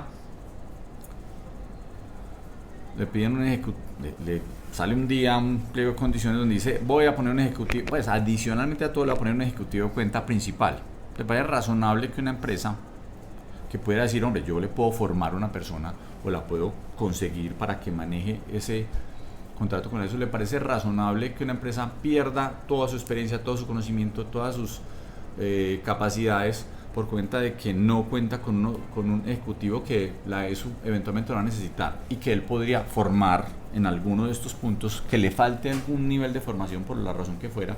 Si le pregunta si eso es razonable, si llevar a una empresa a no poder participar porque le dice yo para qué voy a participar, a mí no me va a pasar nada, de pronto hace unas observaciones para que le quiten, vea, quite el ejecutivo de cuenta principal, es que o déjeme o permítamelo formar, que en un año de la ejecución del contrato se pueda formar una persona con estos mínimos, pues listo, hágale pues, pero permítame participar, no me saque a rajatabla porque no lo tengo en mi personal inmediatamente, o lo tengo pero con algunas condiciones no cumple todas a cabalidad, pero ya eso me saca de jugar un partido que juega más de 100.000 millones de pesos al año, que es el que finalmente lo que los contratos de vigilancia tienen en la alcaldía de Medellín y en unas de sus entidades centralizadas. Entonces, la pregunta es eso, si eso sí es razonable. O sea, que esto es ya hoy, si no lo tiene, no participo. Sí, es que es razonable en tanto es una condición objetiva del pliego, ¿cierto? Que es pública, de público conocimiento, que puede ser observada por los ciudadanos, por las mismas personas jurídicas. Entenderlo de manera contraria sería caer en el mundo de la subjetividad, ¿cierto? Sí. Valoramos subjetivamente. O sea, pero más subjetividad que esta. Es decir, tener una persona que nadie tiene por qué tener y crearle, necesitamos eso pues por arte de magia. Esa condición objetiva responde a una necesidad de campo. Por eso, pero lo que yo estoy diciendo es que es formable, es decir, esto se puede formar, no es pues algo mágico, no es ser profesional u oficial superior en un buen retiro. Uno podría o formar a alguien internamente o traer a alguien. que tuviera esas condiciones, que fuera consultor en seguridad privada, porque cuando uno participa en un proceso de vigilancia no sabe lo que finalmente, pues, que en la obligación contractual va a aparecer una muy particular por allá para el ejecutivo de cuenta principal. O sea, una empresa no está preparada para eso. Voy a poner un ejemplo, es como si le dijera, usted, pues mucho nos gusta el fútbol, entonces usted dice, necesita, para participar en la Liga Española, necesita un goleador con 65 goles en la Liga Árabe. Y uno dice, uy, pues puedo tener un goleador y de varias ligas, pero 65 goles en la Liga Árabe, no sé. Ya, pues de pronto pues puedo traer a alguien de la Liga Árabe con 65 goles. Uno dice, bueno, listo, pero no me da tiempo, es hoy. Si no lo tiene, no puede participar en la Liga Española. Entonces, lo que le estoy diciendo es cuál es el grado, quién cayó en la subjetividad. La ESU en este pliego tan particularizado, donde la gran mayoría de empresas seguramente, porque yo hubiera visto cientos de empresas pasar, pues decenas de empresas pasar la vara que usted le pusieron acá, de tener estas condiciones particulares. Pero ¿quién es el que puso extraño? La Liga Española, que dijo, no, necesito un goleador de la Liga de 65 goles, pero hoy y el lunes arrancamos el pliego. ¿Qué es lo razonable? Lo que ha existido siempre, hombre, yo puedo traer, pues es que hasta traer goleadores es muy raro, pues que le pongan a la Liga Española a traer goleadores a uno, que es más o menos lo que está pasando aquí. Entonces es raro que le pongan goleadores, y además goleadores con especificaciones tan específicas, porque la Liga Española dirá, hombre, sí, participan todos los equipos que cumplan ciertos requisitos, perfecto, pero la pregunta es si lo que es lo razonable es poner tantas condiciones particulares, además de personas naturales, ponerle condiciones a las personas naturales, porque una cosa es necesitar un ejecutivo de cuenta principal, tiene que tener un ejecutivo de cuenta principal, listo, pero además le pone requisitos al mismo.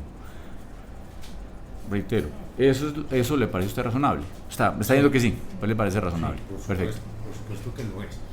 Y lo es porque tiene unas condiciones que va a decir después, para que vengan los árabes a que nos vean jugar, porque hay muchos árabes interesados en jugar, pues ver jugar. No es por eso, no es por eso. Lo es por las condiciones y la caracterización del servicio que nosotros por eso, y le estoy diciendo, hay empresas muy buenas que seguramente con todas las capacidades, que por no tener este requisito que le pusieron intempestivamente, que no es pues como una cosa que antes hubiera avisado, simplemente se puso, porque la única cosa es que le pueden hacer observaciones, correcto, le pueden hacer observaciones, esa es como la única garantía que tienen, que pueden desestimar sin ningún tipo de... No, porque nos parece muy importante que la Liga que haya jugado en la Liga y que tenga 65 goles.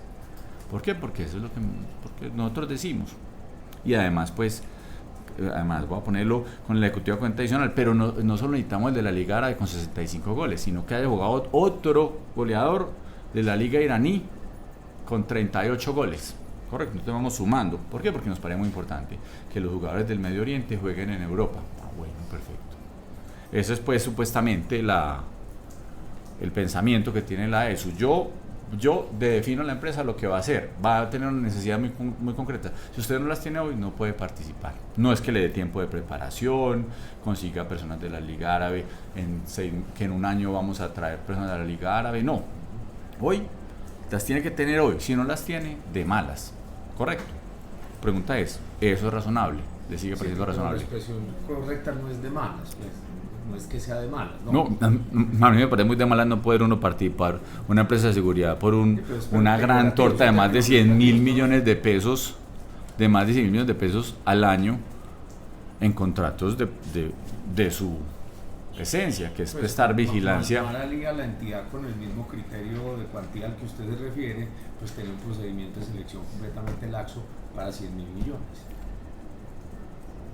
Y le parece desde el punto de vista razonable y justo que a unas empresas sin avisarle les metan que haya un ejecutivo con una persona o dos ejecutivos adicionales con unas condiciones particulares de cada uno, y si no cumple, no solo no tener el ejecutivo, sino que el ejecutivo no tenga esas condiciones, precisamente que no lo pueda preparar ni lo pueda pronosticar, sino que simplemente le apareció en un pliego de condiciones. Eso le parece, reitero, razonable, justo. Lo que pasa, concejal, es que si no hubiesen oferentes que cumplieran esas condiciones que usted hoy ve tan elevadas, pues simplemente por eso hubiera declarado desierto. iba alrededor de... Lo que pasa es que no las voy a elevar, me parece, presentaron. lo voy a decir, me parecen... No me parecen razonables, para decirlo, para utilizar la palabra que usted utilizó. No son razonables, es decir, no tienen que sean importantes para la prestación posterior de un servicio, pues es cuestionable, ni siquiera pues es sí, no es sí o no. O sea, yo diría, a ver, le daría un debate muy grande sobre si es importante no la presencia de un ejecutivo que esté pendiente del negocio. Puede el propio gerente de una empresa, que sea el ejecutivo de cuenta. El gerente se apropia tanto de los temas que está encima todo el día pendiente de que las cosas funcionen.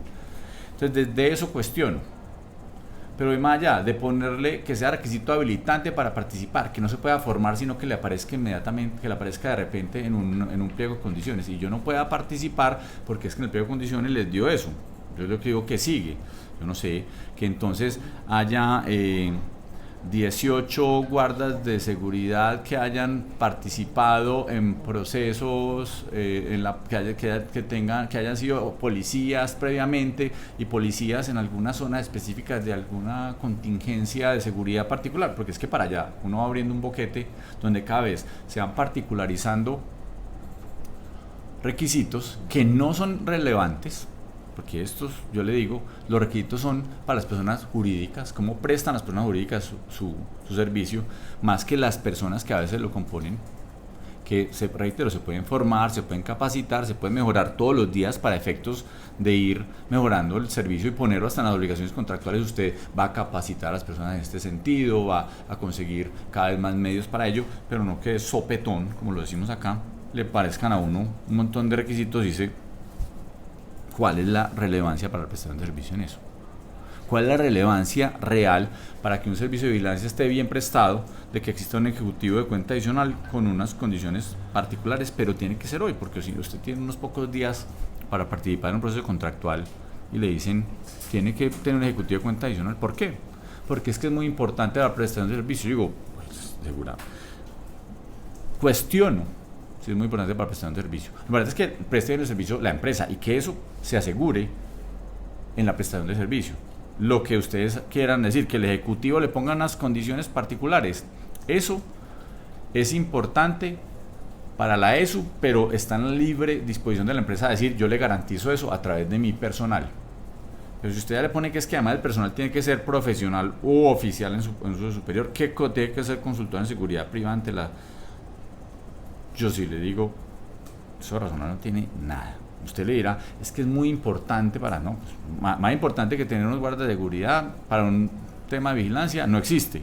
Y no veo ni una sola palabra de los guardas de seguridad para requisitos habilitantes. O sea, ni un mínimo ni de capacitación, ni un mínimo ni de que todos sean profesionales o técnicos en vigilancia. O sea, no veo una sola palabra de eso. Y esos son los que sí están allá en la calle, aquí en el parqueadero de la alcaldía de Medellín. Y no veo ni una palabra de ellos. Digo, esos sí son importantes y no los veo acá. Pero otros cargos directivos que es que la ESU dice es que son muy importantes para la ejecución. Yo digo, vuelvo al punto, más importantes que los guardas no hay nada, y aquí no los veo ni una sola palabra al respecto. Por eso estoy preguntando si eso le parece razonable. Y razonable porque no es avisado, no es como, la ESU le pide a las empresas de seguridad que se preparen en este sentido, porque dentro de 2 años cada vez vamos a ser más específicos, más técnicos, y entonces que preparen personas en A, B, C, D. No, es hoy. Y los que tengan hoy, de buenas. Los que no tienen hoy, se fueron. Y no acceden a unos contratos que son bastante cuantiosos con recursos públicos, entre otras cosas, y a los que uno pues no les encuentra absoluta coherencia. Entonces voy al tema estratégico, para que hablemos entonces ya no de los operativos. Seguramente las empresas son capaces de conseguir un ejecutivo de cuenta que esté pendiente de todas las cosas, y seguramente puede que no sé si con un perfil tan específico, pero lo puede ir moldeando o consiguiendo. Reitero, no tiene ninguna relación para que una empresa pueda participar o no en un proceso contractual. Usted que es especialista en derecho administrativo, le aseguro que si usted ve este pliego de condiciones, si usted estuviera desde afuera, le piden una asesoría, usted dice, pues eso está más amañado que un berraco, ¿cierto? Usted lo primero que diría es eso, porque usted es un hombre inteligente, preparado y sabe que cómo se amañan los pliegos de condiciones. Entonces diría, está muy amañado. ¿Por qué? Porque es que eso no es relevante para la prestación de servicio. O sea, que uno tenga un ejecutivo de cuenta principal con 5 condiciones muy concretas y que esos son requisitos habilitantes, es decir, que usted no pueda participar como persona jurídica en un proceso contractual porque lo sacaron de taquito con esto. Seguimos con los términos futbolísticos. Usted dice, pues aquí sí hay un tema grandísimo. ¿Y por qué? Porque es que las necesidades del servicio, no, o sea, la empresa dentro de sus necesidades, o sea, la empresa le responde a usted por unos objetivos. Usted no dice que es que el ejecutivo tiene que, porque si no va a terminar diciendo, no, es que el ejecutivo tiene que estar de 8 a 12, 2 a 6, sentado en un puesto específico en la ESU. Pues ya está, usted ya está metiéndose como en la libre disposición de la empresa. La empresa dice, yo le garantizo unos objetivos, le garantizo un cumplimiento de unos objetivos contractuales, le garantizo con mi personal una cantidad de necesidades seguramente de la ejecución del contrato, pero no me deja participar porque no tengo un ejecutivo con unas condiciones tan concretas. Bueno, pero hoy más entonces vamos al representante legal, que esa pregunta me gustó mucho. La otra vez que hablamos con el gerente, a ver si todavía estamos como en los mismos términos, que me parecen muy divertidos, pero a ver, hablar del representante legal.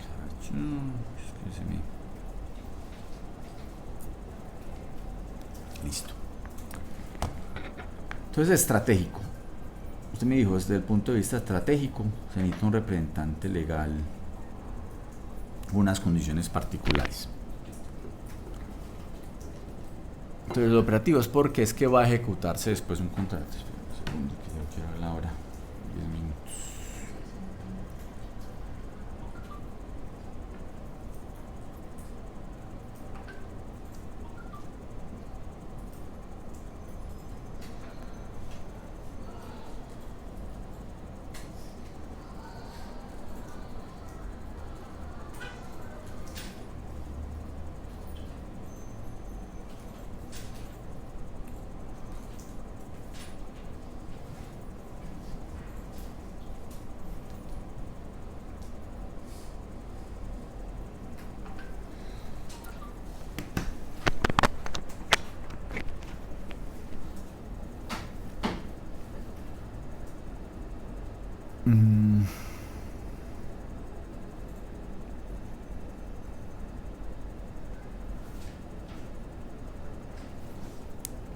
Entonces hablemos sobre la necesidad. Hablamos de los ejecutivos, fue un tema operativo, como meterse pues en la libertad de disposición de una empresa y sobre todo sin avisar. Es hoy el ejecutivo cuenta principal, de lo contrario no pueden participar. Entonces vamos al representante legal. Me gusta que tenga un contenido estratégico.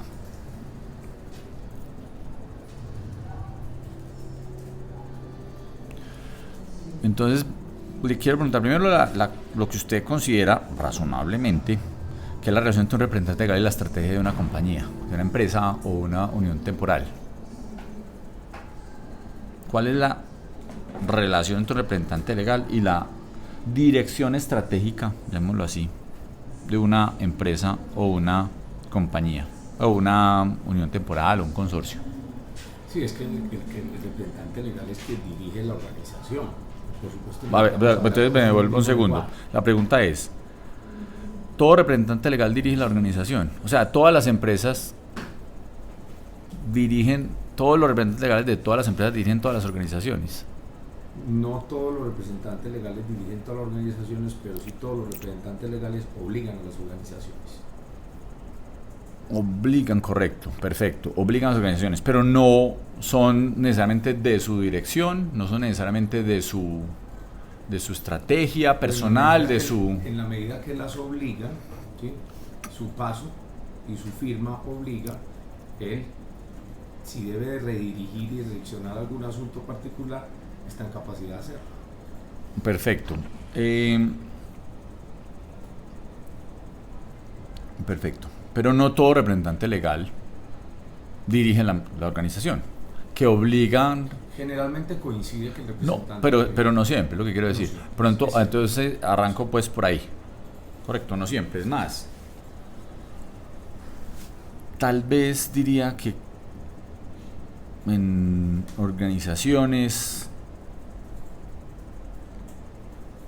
de ciertos tamaños ya el gerente, director, incluso, vamos más allá, como órgano de administración, los miembros de la junta directiva, ningún representante legal, pues no suele ser ni el gerente. Normalmente se pone al secretario general. ¿Para qué?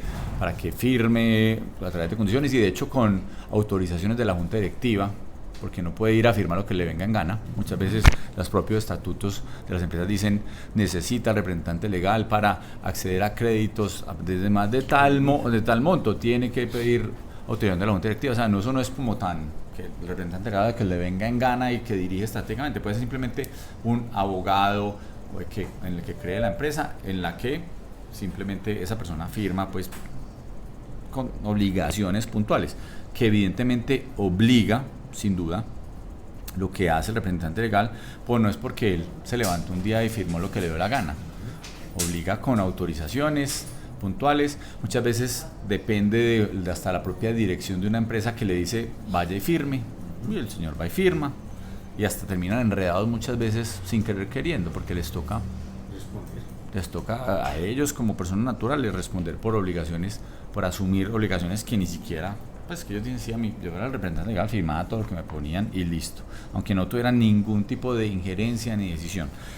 Entonces, bueno, primero, porque hay un cuestionamiento grande sobre cuál es el verdadero sentido de un representante legal, es decir, cuáles son sus funciones, sus obligaciones.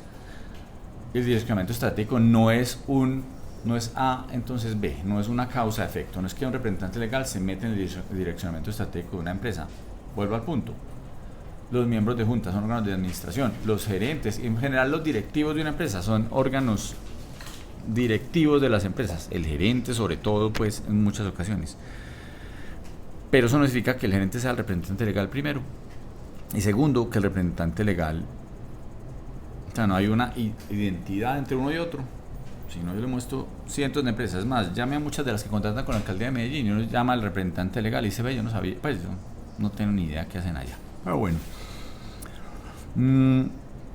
Entonces comienzo con eso. No hay identidad. Y segundo, además de que no existe identidad, no necesariamente son los representantes legales, están en el direccionamiento estratégico. Muchas veces ni siquiera en la operación de la compañía. Muchas veces a personas pone el representante legal, el dueño de la empresa pone a su hijo y el representante legal de la empresa y él firma y no sabe, el hijo no tiene ni idea qué está pasando en la empresa. Y puedo mostrar pues cientos de casos ya denunciados, pero vamos más allá. Entonces vamos a las necesidades de un representante legal. ¿Por qué a un representante legal se le exige un perfil concreto? Con 3 temas específicos. Profesional, para el cual deberá aportar el título, acta de grado y tarjeta profesional cuando lluviere el lugar. Segundo, consultor en seguridad privada acreditando ante la supervigilancia con una antigüedad igual o superior a 7 años a la fecha de cierre del proceso. Para el cómputo se tendrá en cuenta la fecha de expedición del acto administrativo que lo acredita. Y consultor en seguridad privada, y acreditar experiencia en cargos gerenciales en el sector de seguridad y vigilancia privada por más de 10 años. Yo no preguntaba, esta es una pregunta que me quedó faltando.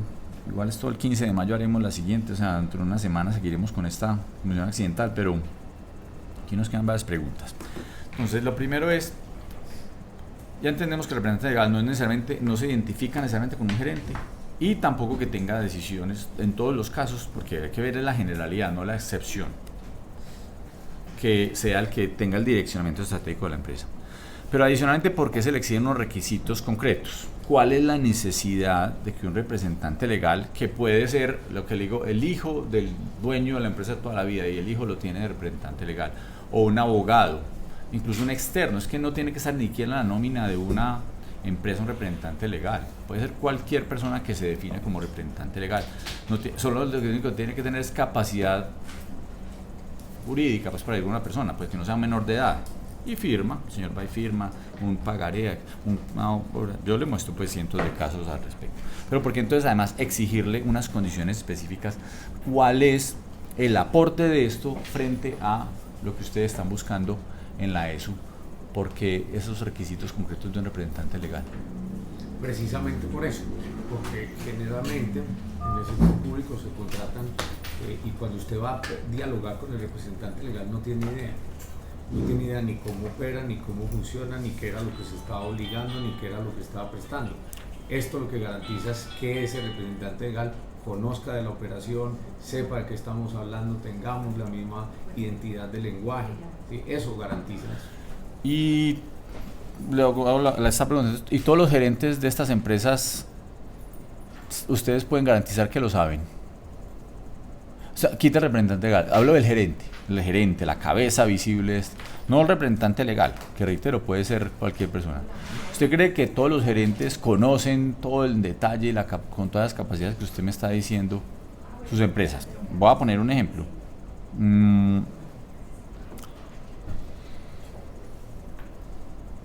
Vamos al punto, que sea el hijo consentido del papá que dice yo tengo mucha plata, voy a poner a mi hijo allá para que haga algo y lo nombro gerente de la empresa. Puede que no conozca, pero allá está como gerente de la empresa. La pregunta es, usted me está exigiendo, ustedes están exigiendo unas condiciones para el representante legal que ni siquiera son para el gerente, que es el que debería estar en el día a día de la empresa. O sea, voy más allá, ni siquiera al que manda le están exigiendo al que firma, para decirlo de alguna manera. No al que manda. Puede que el que mande no tenga ni idea del negocio. El que firme es el que tiene que saber, aunque no está en el direccionamiento estratégico. Es lo que estoy entendiendo según su respuesta. Pero, o sea, usted le está intentando elevar a un tema técnico algo que no tiene relevancia dentro de la figura representante legal. Es más, voy a decirle algo más. Ni siquiera tiene relevancia para la figura del gerente de una empresa, aunque no sea representante legal. Es más, ni para un miembro de junta directiva, que es un órgano de administración, y puede que no tenga ni idea del negocio de vigilancia. Es un señor que sabe mucho, voy a poner un ejemplo, de números, entonces lo ponen como el que sabe de números allá. Entonces tiene información financiera, esto no está dando flujos, estos son temas, no mira de qué es la empresa, mira de números fríos. Esta empresa no es rentable, esta empresa está teniendo muchas ineficiencias, esta empresa está creciendo mucho en sus gastos administrativos y no tiene ni idea de cómo se ponen esos números. Pero va al punto. Es lógico, razonable, que un representante legal que no tiene relación, no tiene por qué conocer, no le importa, puede que no le importe, firma, aunque pueda tener ya después veremos los requisitos, sea un requisito habilitante. Si no lo tiene, no participa. Si el representante legal es un abogado muy serio, muy reconocido en la ciudad, digamos profesor de la Universidad de Medellín, abogado bien serio, que no tenga consultor en seguridad privada de una empresa, no podría participar. Así de simple. No importa que no tenga incidencia, conocimiento, pues no tenga ningún tipo de relación directa con el contrato. O sea, según ustedes, ese gran profesor de la Universidad de Medellín, abogado, sin cuestionamientos, gran conocedor de derecho administrativo, gran conocedor de los temas de vigilancia, pero si no es consultor, ya saldría del programa, no podría hacerlo. La pregunta es si eso va a favor o en contravía de las pluralidades oferentes, primero, y segundo, cuál es la relación directa con una buena ejecución del contrato, que lo ejecutan cientos de vigilantes, que lo ejecutan cientos de algunos supervisores, una empresa como tal, una persona jurídica que está con la experiencia, el conocimiento y la capacidad para cumplir ese objeto. ¿Qué tiene que el representante legal? Es que la garantía de la pluralidad de oferentes no puede ir en desmedro de las exigencias y las condiciones. Pero entonces la representante legal, ¿cuál es la idoneidad y la incidencia sobre este contrato? Es decir, es el que está aquí en la entrada con un arma revisando que esté bien la seguridad. O sea, ¿cuál es la relación del representante legal con el contrato como tal? Es el que obliga a la entidad. Correcto. Y no podría desligarse en ningún momento del conocimiento de los asuntos particulares de la operación del negocio de vigilancia. ¿En cuáles otros contratos han exigido que el representante legal esté dentro del conocimiento y la experiencia del mismo? O sea, tiene unos aliados de vigilancia, unos aliados tecnológicos. Ahí tienen que el representante legal también tenga una experiencia específica, unos ejecutivos de cuenta específicos, o no es relevante, por ejemplo, para tecnología. Para tecnología no es legal. Es un ministro. Para tecnología. No, pero para temas de tecnología, es decir, Estamos hablando de suministro de temas de tecnología de vigilancia y de seguridad en tecnología. Pero No es para los comprar, aliados a los que no es usted para se refiere computadores. son aliados de elementos, ¿cierto? Suministrar elementos. Hemos tenido otros procesos particulares donde ya de diseño y de infraestructura tecnológica que sí hacen unas exigencias particulares más o menos en ese sentido. Estamos hablando para aliados de vigilancia en tecnología, aliados de Vigilancia física. no, pero ustedes tienen un proceso que se llama aliados en tecnología. Sistemas integrales de seguridad. Correcto. Ahí no es necesario que el representante legal tenga una cantidad de condiciones ni conocimiento de tecnología, eso sí ahí no es relevante. No, ahí no es relevante. Ni unos ejecutivos de cuenta con conocimiento en tecnología. Para El que ejecutivo sí. Sí, allá sí está el ejecutivo. Sí. Insista. En el sistema integral de seguridad sí. Sí, porque el ejecutivo es el que le permite a nosotros asegurar un buen suministro.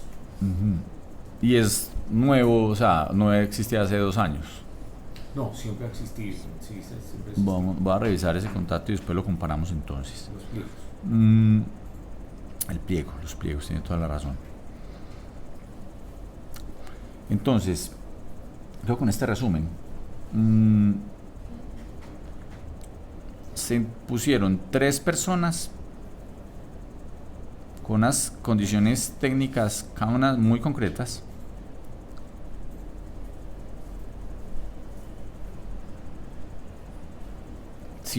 Dice la empresa que no atenta contra la pluralidad de oferentes. Se pusieron como requisitos habilitantes y a pesar de que no están en la empresa, sino, reitero, personas naturales, insisto, con requisitos, dicen que lo que busca es especializar el servicio, correcto.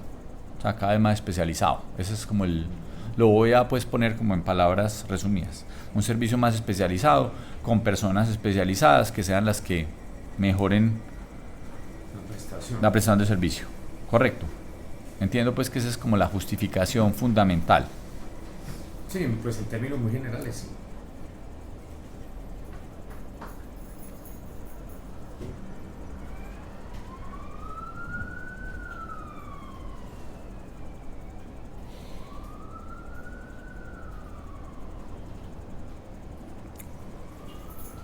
No se hace en todos los contratos, cada uno se hace en todos los contratos de la empresa, se hace en unos sí, en otros no, por ejemplo, los representantes legal. O sea, para este era muy importante. Es una condición común, pues. Correcto.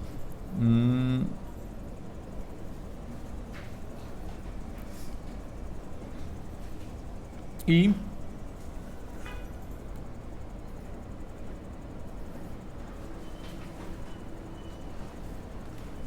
yo sí le quiero decir, para cerrar, doctor Juan Felipe, que sí, esto me parece una puerta abierta a el direccionamiento de contratos.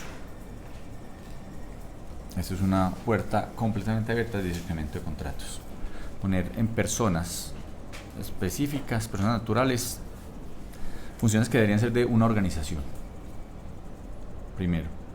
Segundo, es decir, descalificar organizaciones por no tener unas personas naturales con los requisitos, lo voy a decir así, caprichosos que se ponen acá, porque entonces uno le podría o sumar indefinidos o quitar indefinidos y no se perdería la esencia. Entonces ya eso se muestra, si uno puede aumentar eso hasta donde le dé la gana o quitarlo, reducirlo hasta donde le dé la gana, ese capricho, ese arbitrio es una puerta abierta al direccionamiento de contratos. Pero y más allá, se le pone a algunos y no a muchos más. Entonces uno podría decir, ¿por qué se le pone a personas concretas y no, por ejemplo, a los vigilantes? Que debería haber una mínima. Si lo mejor es la prestación del servicio, la relevancia de la prestación del servicio, se incluye a unos que no lo prestan y no se incluye a los que lo prestan en la práctica. No, los que lo prestan sí están incluidos, solo que en la ejecución. Correcto. No, por eso, en la ejecución.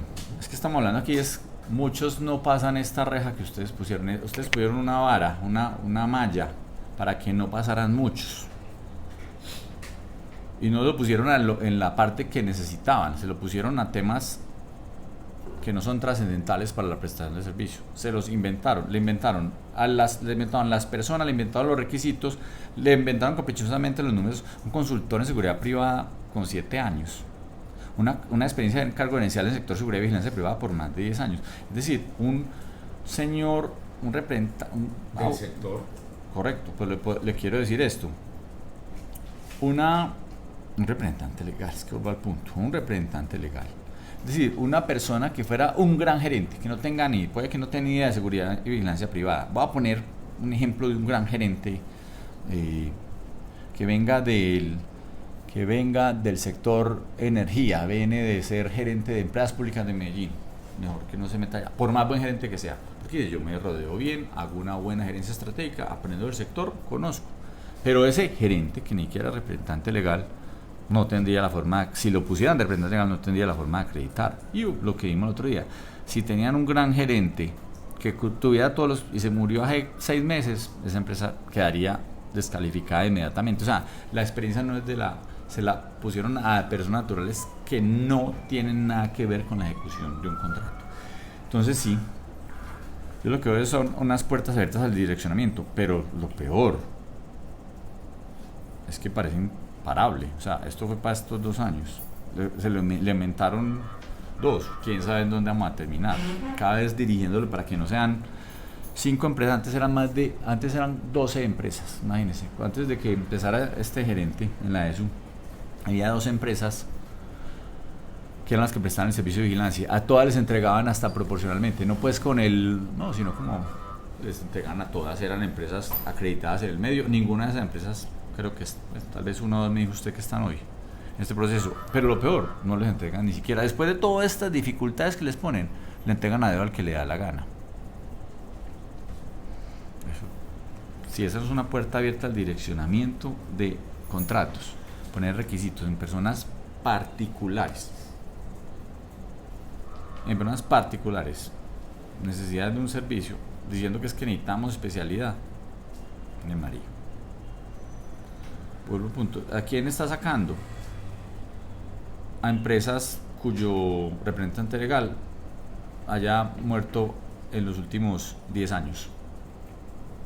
Con eso lo sacó. Le digo pues, o que hayan renunciado, se hayan pensionado en los últimos 10 años. O sea, que pensionó hace 9 años, ya no tendría. El último representante legal ya lleva 9 años, pero el anterior, con eso lo sacó. A un ejecutivo de cuenta principal está sacando personas que simplemente tienen una relación comercial, que la pueden tener, pero que no sean consultores de seguridad privada. Es que no tienen por qué ser ejecutivos principales un consultor en seguridad privada. Muy bueno que lo sea. Es más, usted le puede decir, después me lo capacita en seguridad privada para que sea consultor en seguridad privada. Pues no. Y vuelvo al punto. Lo tiene que tener hoy. Es que este no fue avisado. No es que tenga que tener 10 años. Bueno, superior a un año a la fecha. Con antigüedad superior a un año a la fecha del cierre del proceso. O sea, un consultor, una empresa que tenga un ejecutivo principal que no sea consultor en seguridad privada, o que lo vinculó y dijo, venga, yo necesito uno ya, urgente, lo vinculo. No puede, tiene que ser superior a un año el proponente. ¿Por qué? Porque a la empresa de seguridad privada le dio la gana de poner eso ahí para dirigir el contrato. O sea, eso no es dirigido cuando las 12 empresas más grandes de vigilancia de la ciudad, de Medellín, entre otras cosas, y después hablaremos de lo de la territorialidad, el permiso de la territorialidad.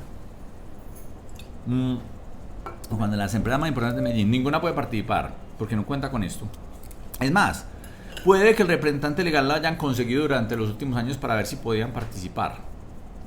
Pues le meten los ejecutivos de cuenta, les metieron como un nuevo punto. Entonces cada vez que alguien se está preparando le meten un nuevo. Entonces ya no va a ser la liga, árabe, sino que va a pasar la liga de Nigeria. 112 goles en la liga de Nigeria, tiene que ser delantero. Punto. No le gusta. Eso fue la que nos parece muy importante porque es Nigeria, es Medio Oriente, hay mucho de migración de personas de África y uno se inventa lo que sea. Digo, eso es una forma de dirigir los contratos con requisitos no razonables, que están puestos en personas naturales, no en las empresas, en las personas jurídicas. Yo quisiera ver si eso se volviera aplicable a una cantidad de licitaciones públicas en la alcaldía, en las públicas también. Y si abriéramos esa puerta para que los representantes legales ponerle cosas específicas, yo le digo el riesgo tan grande que correría los recursos públicos. El riesgo es enorme. Y eso sí, sacaría a los buenos docentes de la Universidad de Medellín, representantes legales de empresas de seguridad privada, dirían no puede ser. ¿Por qué? Porque el señor no tiene 10 años de consultoría, ¿no?